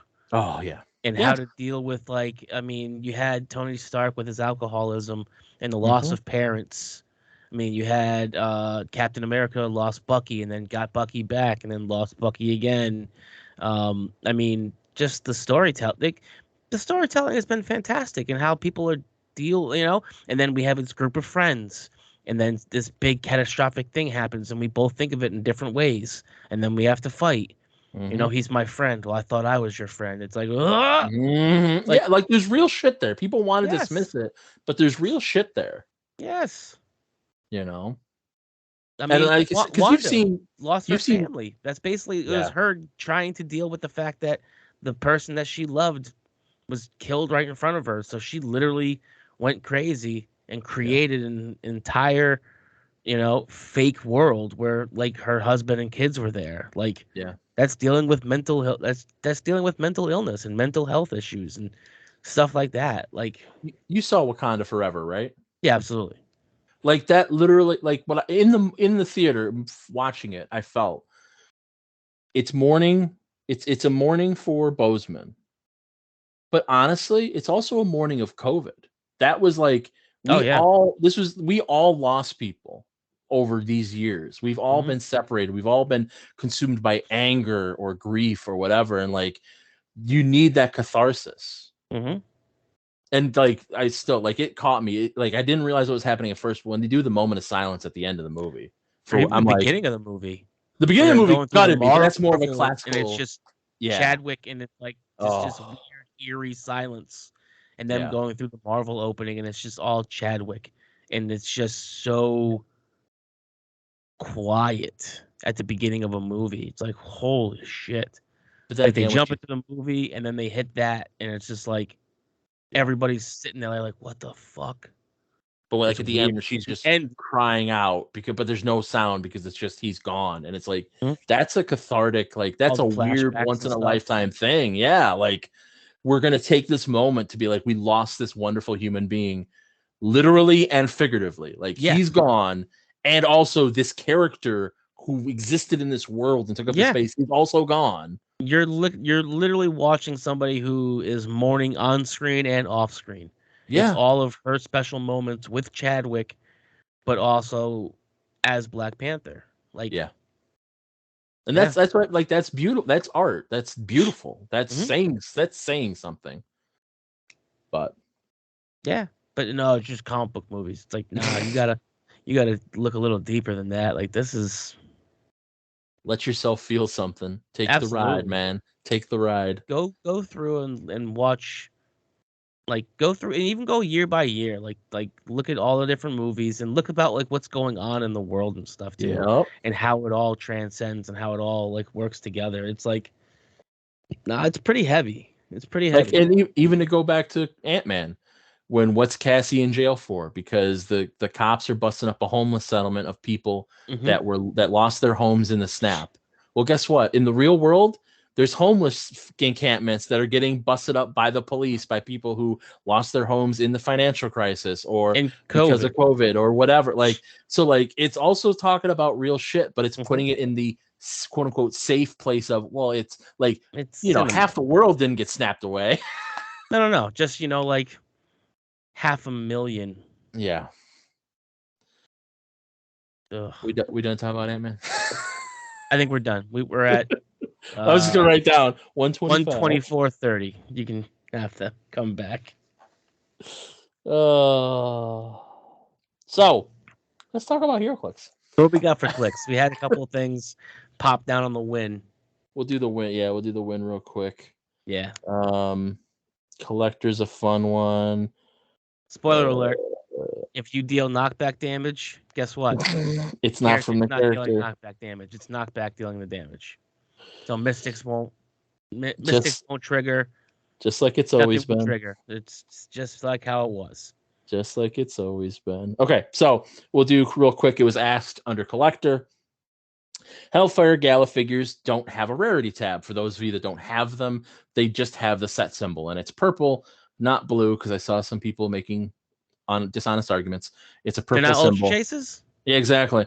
No, because they're purple. Purple doesn't have a rarity, so there's no rarity tab, and the cards are the special cards that we have seen more of. They don't have any rarity. So someone asked for a collector, like, what would they be considered? And the win answered, they are going to be considered limited edition figures. This means they will not count for or against collector's traits because he doesn't care about LEs. He only cares about cursor rarity. But that was that's how they thing. curtailed it into like, hey, can I play this in Pauper? How does it work for the collector? Collector, yeah, because you can't, because Pauper's not an official. Pauper's not official. Nope, that's so smart. Yeah, you can't. Yeah, that's smart. I like that. Now, what I will say to anyone listening is, it would be really nice if on the win listing for Hellfire Gala it was in parentheses, these are limited edition figures, because not everyone's going to look like, let me look for collector to see an answer about Hellfire Gala. But that's just me. Shaggy, you got to do word of mouth. I know. Shaggy Chase, which is really all the Mystery Inc. chases. They have the elaborate trap trait where they can use perplex, but only to target an opposing character who has been knocked back this turn. But then we have the Sinestro Core ring that gives you perplex. If this character can already use perplex, you get an additional benefit. So then somebody asked, how would the perplex and the elaborate trap interact? And it's, you get to choose. So you can either choose to use their perplex from the trap to only target knocked back characters, and if you do, you get the bonus from the ring. Or you can say, I'm going to use the perplex from the ring. I don't get the bonus, but I get to target whoever I want. Gotcha. Which is completely fine by me. Boop, boop. And then Monarch, which somebody may have asked a follow-up because somebody forgot there was a follow-up. So for those that don't know, Exosword's Monarch has a trait, leadership. When Monarch uses it and succeeds, he may immediately remove a terrain marker from this card, because he can gain terrain markers. That's separate. Don't worry about it. Oh, yeah. If he does, this turn, friendly characters adjacent to or occupying terrain of that type are considered adjacent to him. Question being, so if he succeeds with his leadership role, can he carry a character that is not next to him on the map, but is considered adjacent because of the terrain? And the answer is yes. So a character can be across the map, and he can carry them back to your starting edge if they are adjacent to the proper terrain and he succeeds in his leadership. Whoa, holy fucking bat signal, Batman. The follow-up is equally important, because then it's, can he do the reverse? Can he remove a terrain marker, carry a character that's next to him, because that's a HeroClix term, and drop them across the map? Technically, the way everything's worded, that should work. Holy Alpha Strike, Batman. Yes, and like, if both ends work, you can give him the Cloak of Levitation, keep him in your starting area, and just sidestep him back and forth and literally pop people across the map, like without ever coming next to him. That's amazing. I want to play Monarch now so bad. I really want that to get fixed, but we'll see what happens. I want to play Monarch now so bad. I can't remember. Just opening portals. It's like Half-Life. Oh yeah, it's Spiral. It's Spiral pre-errata. No, it's just as bad as Spiral. Yeah, pre-errata. Another figure that was. But she got fixed pretty quick. Like, I don't care. Let us have our fun. So, why they may not fix it is he only starts with one. Oh no, he does start with one of each. Yeah. Oh yeah, he's gonna get so nasty. Yeah, I'm gonna be just popping people up out of all places. Oh God. Oh God. Here I Yeah. am. So that's the big one, guys. That's the look for your Monarch teams because it's gonna get stupid. And as always, if you don't play that at your local venue because you're just a bad person if you do. Don't be that person. Don't be that guy. But also if you're going to let's say a WKO style event, even though we don't have WKOs back yet, ask the judge if they're going to let you do that before you show up, because you don't want to get into that argument when you're there. And even if you're right, or even if they're right, it just creates bad feelings to be like, well, no, this says this, you got it. Never say to a judge, you have to let me do that. I don't have to let you do shit. And it's just, that's I all it have does. to let you leave the same way you came in. Right. Like it puts somebody into a defensive position. And also, just because I'm bitching at this moment, never look at a judge of an event and tell them that some player said something worked a certain way, so they're wrong. Because if you do that, you're lucky if you don't get slapped in the face. I'm not talking from personal experience at all. I'm not hitting anybody. I said slap. Slap's not a hit. I might. But yeah, I mean, yeah. Just because one person ruled something one way doesn't mean that it's being ruled properly. No, and even the win, like the win is like it with anything, even if you are right. And I get that in the moment it can feel really shitty to be right and feel like you're going to lose a match, you're going to lose something because like somebody doesn't understand. At the end of the day, it's just HeroClix. Mm-hmm. Like, take a breath, take it down. It's okay. It's not a big deal. It's just not. But again, also, if you're asking the question ahead of time, yes, like you're not catching the judge off guard, and then giving them an ultimatum to right. Like if you ask me, because you're trying to pull in that gotcha moment. Like, yeah, if you ask me ahead of time and be like, well, listen, here's the win ruling. Here's why I want to work it this way, and I just want to confirm with you that you will, that we allow both this. look at this the same way. That we're both reading this the same way. Right. It's your event. Right. Because so listen, this is even what if I'm thinking. This is what the win says. I right, want to and know how you're going to rule it. even if the win says it, like a judge can still look at that and be like, that is ridiculous. I'm not going to have a player have to fight that. Like, that's a ridiculous interaction. Like right now, like the Monarch ruling is like, okay, this is how is being said. This is this and that. You come to my event and like, hey, no, like that's just absurd. Yeah. Like, no, we're not. No. Well, hopefully no one's playing Monarch because no. Like, now, if this was a WizKids sanctioned event or something like that, well, you kind of then have to play in their sandbox. But like, no, like, no. And then what we will probably end the show on, because it's a topic I'm just busting wide open. So this was inspired by a comment somebody made in one of the Facebook groups that I found interesting. I'm going to paraphrase the comment because the person doesn't matter, the comment doesn't matter. I don't mean that in a shitty way. It just means I want to talk about it, so it doesn't really matter, whatever. The statement was, if HeroClix / WizKids, they want to be a competitive game that's taken seriously, they need to do this and that and this and that. Which made me go, who says WizKids wants this to be a competitive game that's taken seriously?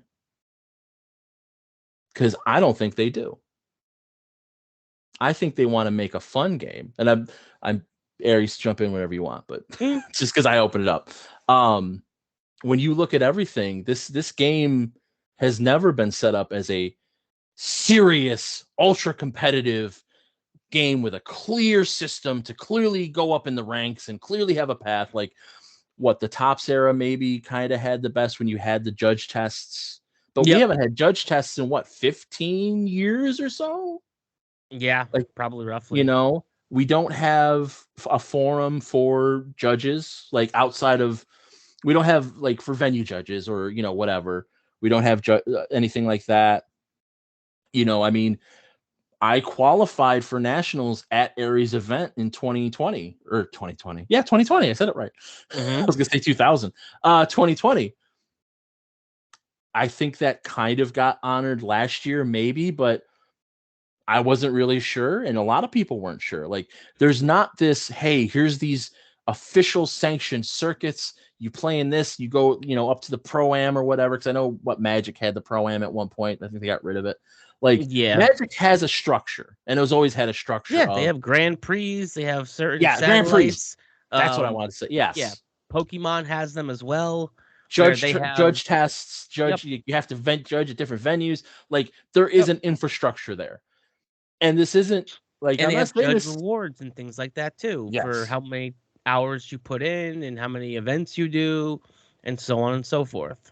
And I'm not saying this as a criticism of WizKids. I'm saying this as you have to look at the way things are presented and be like, they just want to make a game. Like, they're just like, I mean, you look at the starters. The starters are more like board games. They literally call them miniatures games. Mm-hmm. That's not saying, hey, come be part of this competitive game that's serious. It's, hey, here's a fun game you can sit down and play with your kids. I mean, let's put it this way too. Go ahead. Cornhole.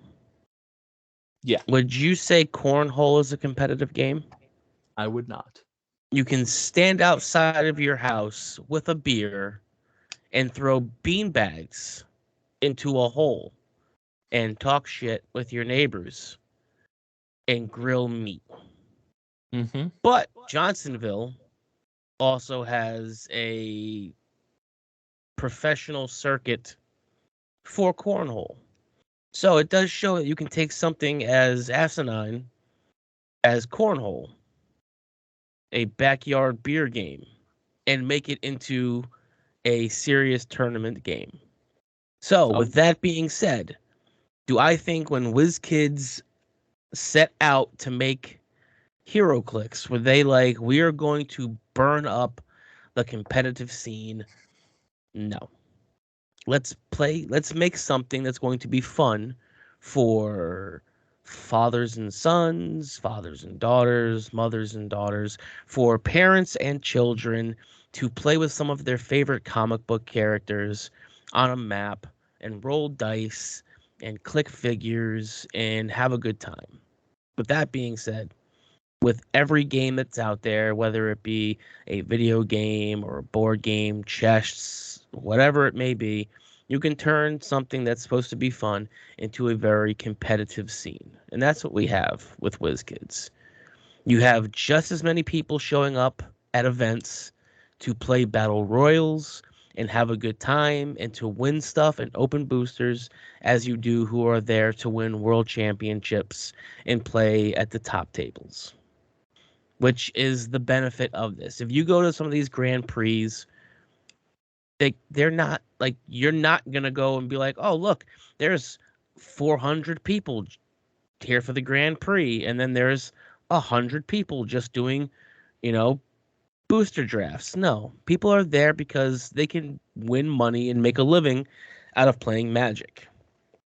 That's also why you have so many cheating scandals when it comes to Magic and Pokemon and things like that are shuffling their dials incorrectly, their top shuffling cards, their palming cards, their marking cards, because you can win a lot of money on these things. We don't nearly get as much of that in HeroClix because, well, one, you really can't cheat rolling dice unless you have weighted dice, or you have bootleg dice that only have 4s, 5s, and 6s on them, which has happened before. I was gonna say, it has happened. Yeah, it's one person I remember who had the 4, 5, and 6 die, and it would always roll it for like their super senses, and got found out. So, is it a competitive game? I mean, it can be, but for the most part, I don't think it is. It's supposed to be a fun, out of the box game experience. And there's two ways that I'm looking at it. The one is, like you said, obviously we have player fan run circuits. Mhm. and they can take it as seriously or not seriously as they want to, and that's completely cool. And there's no, but when, like I said, this original comment was like, if they want to be taken seriously, and it's like, we as players don't get to put that on WizKids if that's not what WizKids is doing. Like WizKids has a couple national tournaments. They have Worlds now in Memphis, Mhm. once a year, and they run them. But like, they're not running it as these. I'm sorry, they're not running it as these ultra competitive events. They're running No. it as, hey, you can show up, you can test yourself, you can try your best build. But like anyone that's been to these quote unquote top tier events, they're run very casually. And Mhm. the thing that I've always said too is that like, name a quote unquote basically name a competitive player except for Isaac, because Isaac's got a good attitude, but Isaac also takes shit super seriously. Like I've been around Isaac. Oh no, Isaac he's knows his intense. shit. Like he Yeah, is a reason why he always wins. right. But you look at anyone else, they talk about the rules, they talk about the tournament casually. When you're Yeah. saying, well, from a certain point of view, you're not taking the rules seriously, you're not treating this as a competitive game, you're playing a casual game. You may think it's a big time game, but it's still a casual game if you're not Yeah. saying, let's sit down, this is what it is, and here's how we're playing. And that's fine. That's cool. But to your point about the cheating scandal, I that's where mean, I come at it. That's where I come at it privately, personally, where it's, mhm. I don't want us to get there No, not because at we all. have so many other good things. And there have been concerns like tarot cards. Well, somebody could mark them. And I'm like, listen, I've been around HeroClix players, I've been at HeroClix tournaments. I don't trust somebody to mark their deck and not fuck it up and forget to have the wrong mark on it if they're gonna do it. Or not to Like, mention, like there's not tarot cards out there that are super game breaking. right. Like I said it from the beginning, in my opinion, sure, you wanna stack your deck, you want to false shovel, you want to what shuffle, you want to whatever. Okay, you're putting a lot of effort in, and I don't think it's gonna pay off for you. And No. I think the person that does that you're obsessing over it and you're creating a problem that doesn't need to be there. Like, Yeah. And if this was such a competitive scene too, like we were talking about with like the judges, like there has been some times where people should have been disqualified, yes, having improper builds, not filling out their build sheet properly, so on and so forth. If this was a super mega competitive game, like they would there would be much more there would be a every big tournament there'd be like so many people would be disqualified. I mean yeah, shit, Magic does random deck checks. deck checks. Yep. So like you'll check in with your deck, and then halfway through like the tournament or whatever, a random judge will show up and be like, "Hey, let me see your deck," and deck check you to make sure that you're playing a deck that's proper. Yeah. Like that's how serious like these games are. Like there's not been anybody to walk over and be like, "Hey, let me check your Build. squad out." Oh, Yeah. word, you're playing like you snuck in a different equipment after we did this, which I mean could easily happen with how Jim Jaspers is playing from the sideline now and how many Hmm. equipment and stuff. It'd be very easy for somebody to slide an equipment out and slide another equipment in. But you would Yeah. hope that people's integrity they wouldn't, Yeah. and that we wouldn't have to beef up our judging staff from like the 4 volunteers that we have to like 8 volunteers, because that's just gonna pull volunteers from the other room in just to make sure that people aren't being douchey about stuff. And that's, I'm gonna give credit because he's a listener now. I would have given him credit anyway, but now I'm gonna make sure to say it so he hears it. Jeremiah Peterson has said before, and I'm gonna relate it back. Don't worry. When people talk about collation and they're like, and he's like, it's not truly random. You would hate it if it was truly random. If it was truly random, bricks would be awful. Yeah, We don't have a truly competitive scene, and you don't want a truly competitive scene because you would hate it if we had one. and it'd be So awful. it would be awful. So let's enjoy what we have. And listen, this is the rules, Dick. But like, I'm never a rule. I'm gonna get on my soapbox. I'm gonna kneel on my soapbox. That's why I never want to be called a rules lawyer, because I'm not trying to ever like enforce the rules to get one over on somebody, to get a gotcha moment. I just want everyone to know, to be on the same page and be playing by the same rules, Yes. because I've seen way too many people have a bad time because they don't, and it's like, I've seen lots of people that play against me, and they're like, I've been playing this game for 15 years. What, you can't do that? No, you haven't been able to do that for 10 years.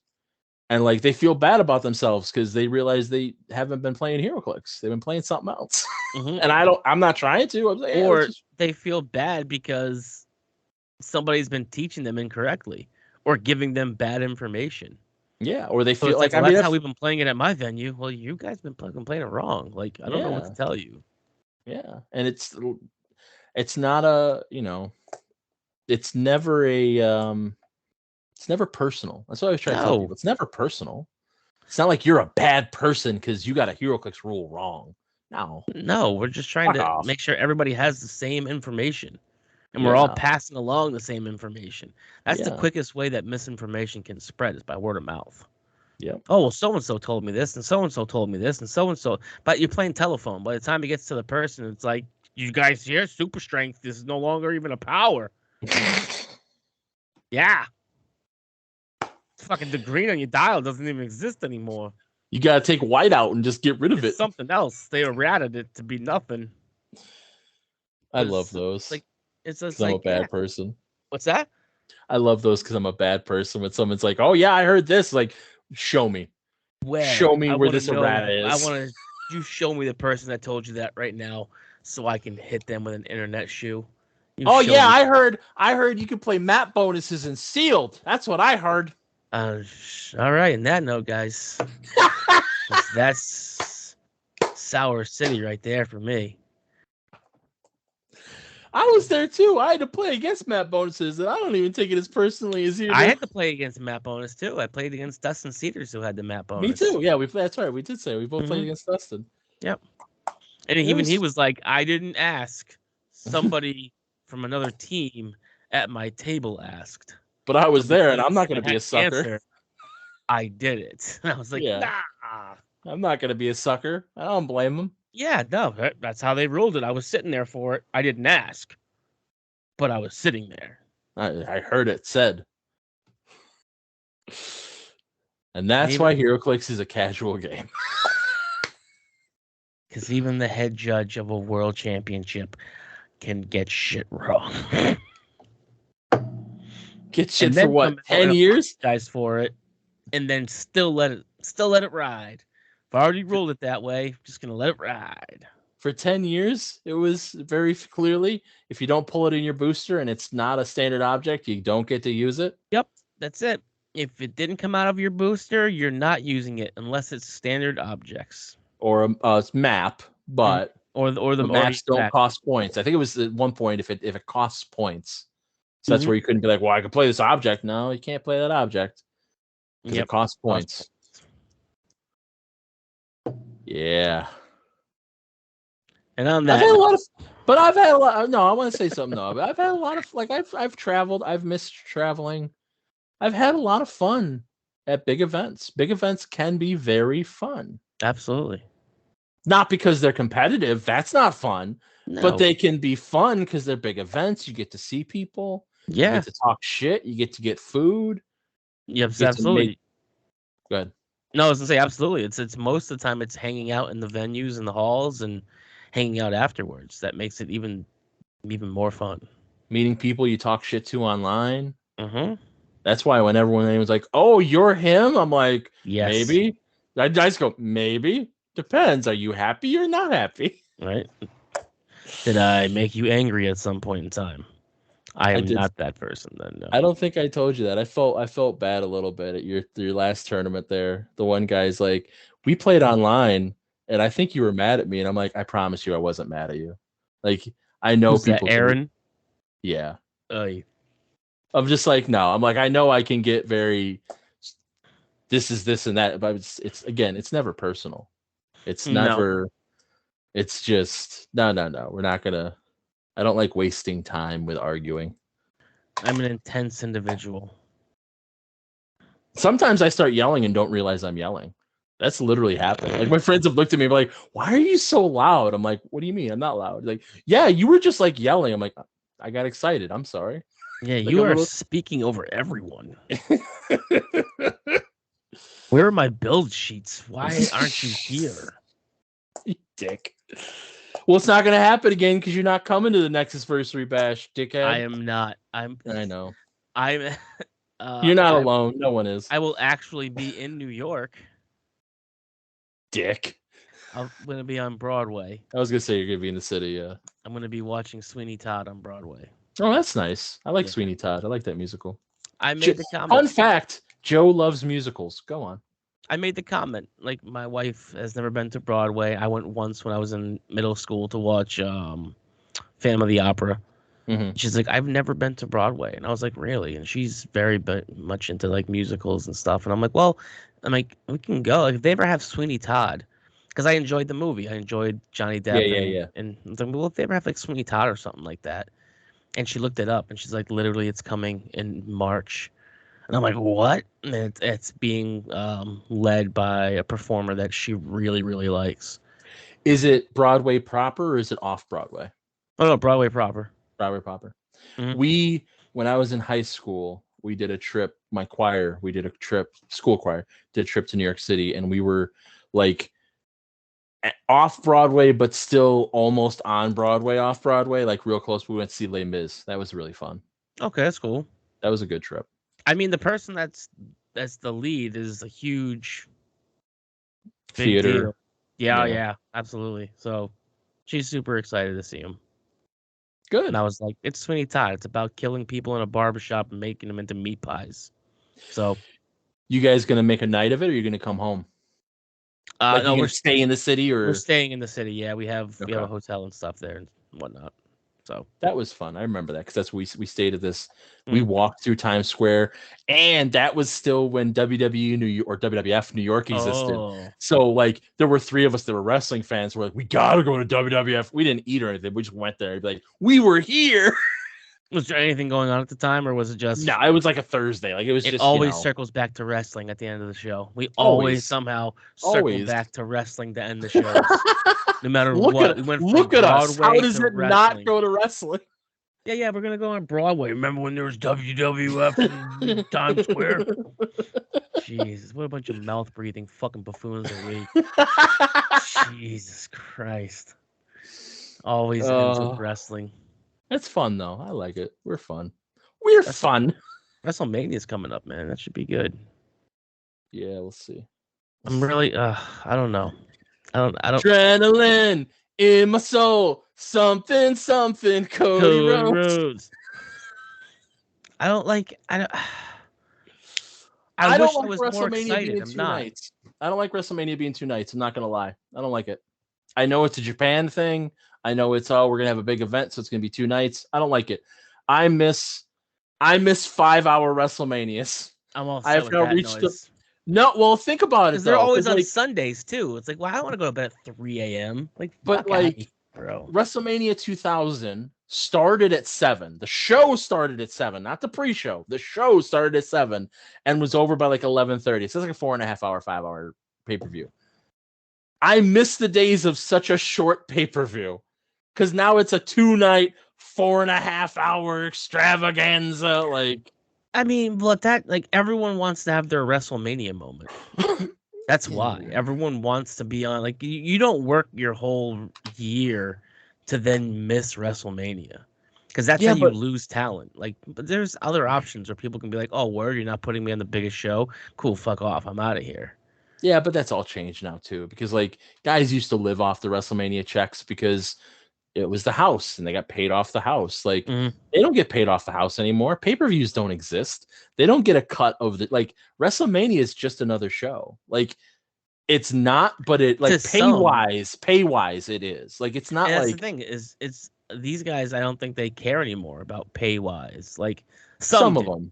Yeah, but some just like, no. I just want to be able to say I main evented WrestleMania. Like Punk. That was his biggest.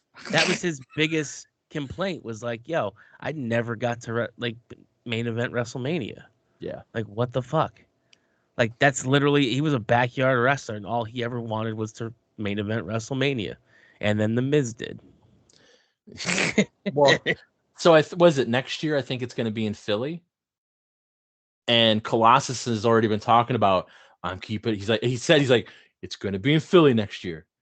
If I can get tickets, you want to go? And I'm like, Listen, I grew up in New York. I grew up in the territory. Yeah, I have to go to one before I die. Like, And I love yeah, Philly. Like, I'll Philadelphia is go. fantastic. Fuck it, I'll go. But Oh, it's gonna be so. It's like nosebleeds are gonna be so expensive. yeah, 100%. Like But fuck, it's one time. Fuck it. Like, when are you gonna do it again? Like, I've gotten to that point in my life where it's like it I just would much rather go to like a Royal Rumble and pay half the price and ah actually go to an event that I want to see. nah. I Like want to go to no, WrestleMania just once. Just one, like it's because I really wanted to go in Toronto. I'll tell this story real quick. Wrestling, fuck it, but it's a fun story. here we are. Yep, I think it was 2004. 2004. Yeah, it was after I graduated.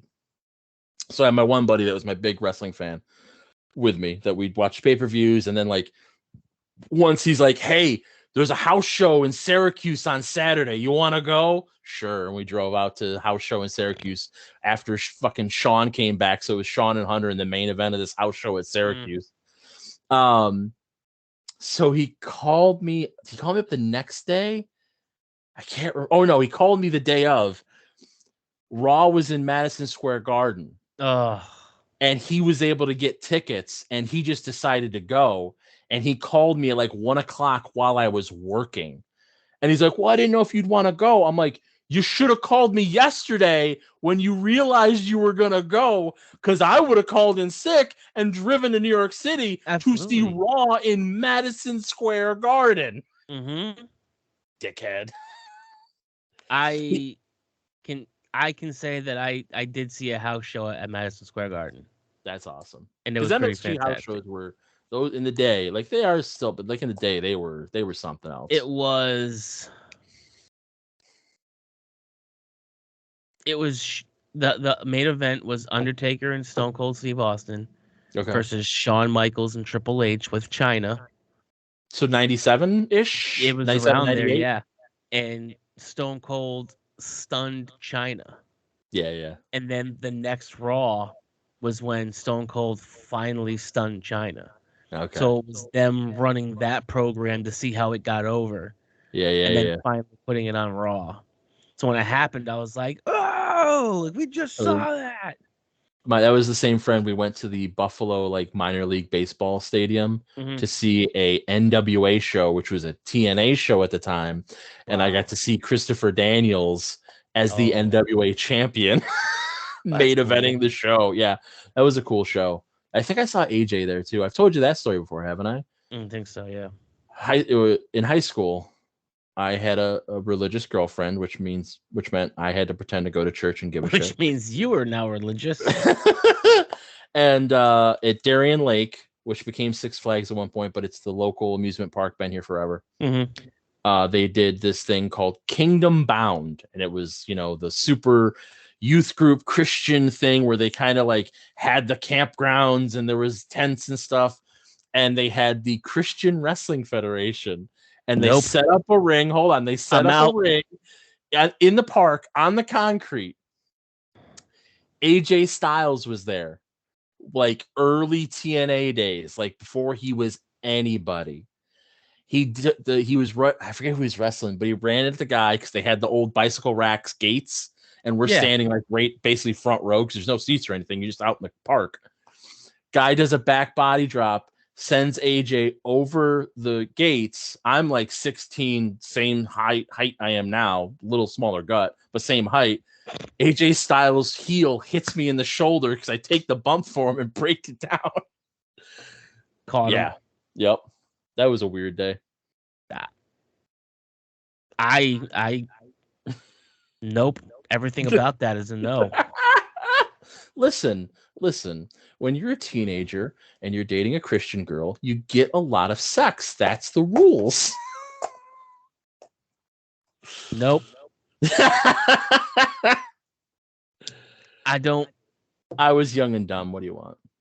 I just I got to watch Christian wrestling. camping. I got to that. Oh, that I listen. I hate camping. I hated that super lot. Like that's just everything about that is Yeah, it was bad, and it's summer, so it's just hot out. There's no just showers. It's like, muggy. It's yep, in New York. Ugh. yep. I got to see wrestling, which I did not But I expect to got to have happen. a young Christian AJ Styles come slap his nuts on my head. Tell me how the Earth was flat.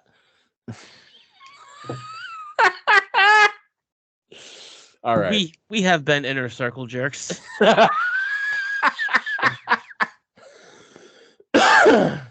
Check out our link trees. Check out the Patreon things with the backslash Yeah. and addition of Clix and the Clix Nexus and all that stuff. Go find us on social medias. We're on the Face Talks and the Twittergrams. We're on all those things. Check us out. If you have questions for the show, as always, you can find us on Dishing Up Clix Facebook group or the Clix Nexus Face Up group. It's almost midnight. With the dishes. We got dishes. We got tissues for your dishes. So with that being said, as always, I am Aries Edge, and with me is Joe Pangrazio. Joe, until next time. Do good.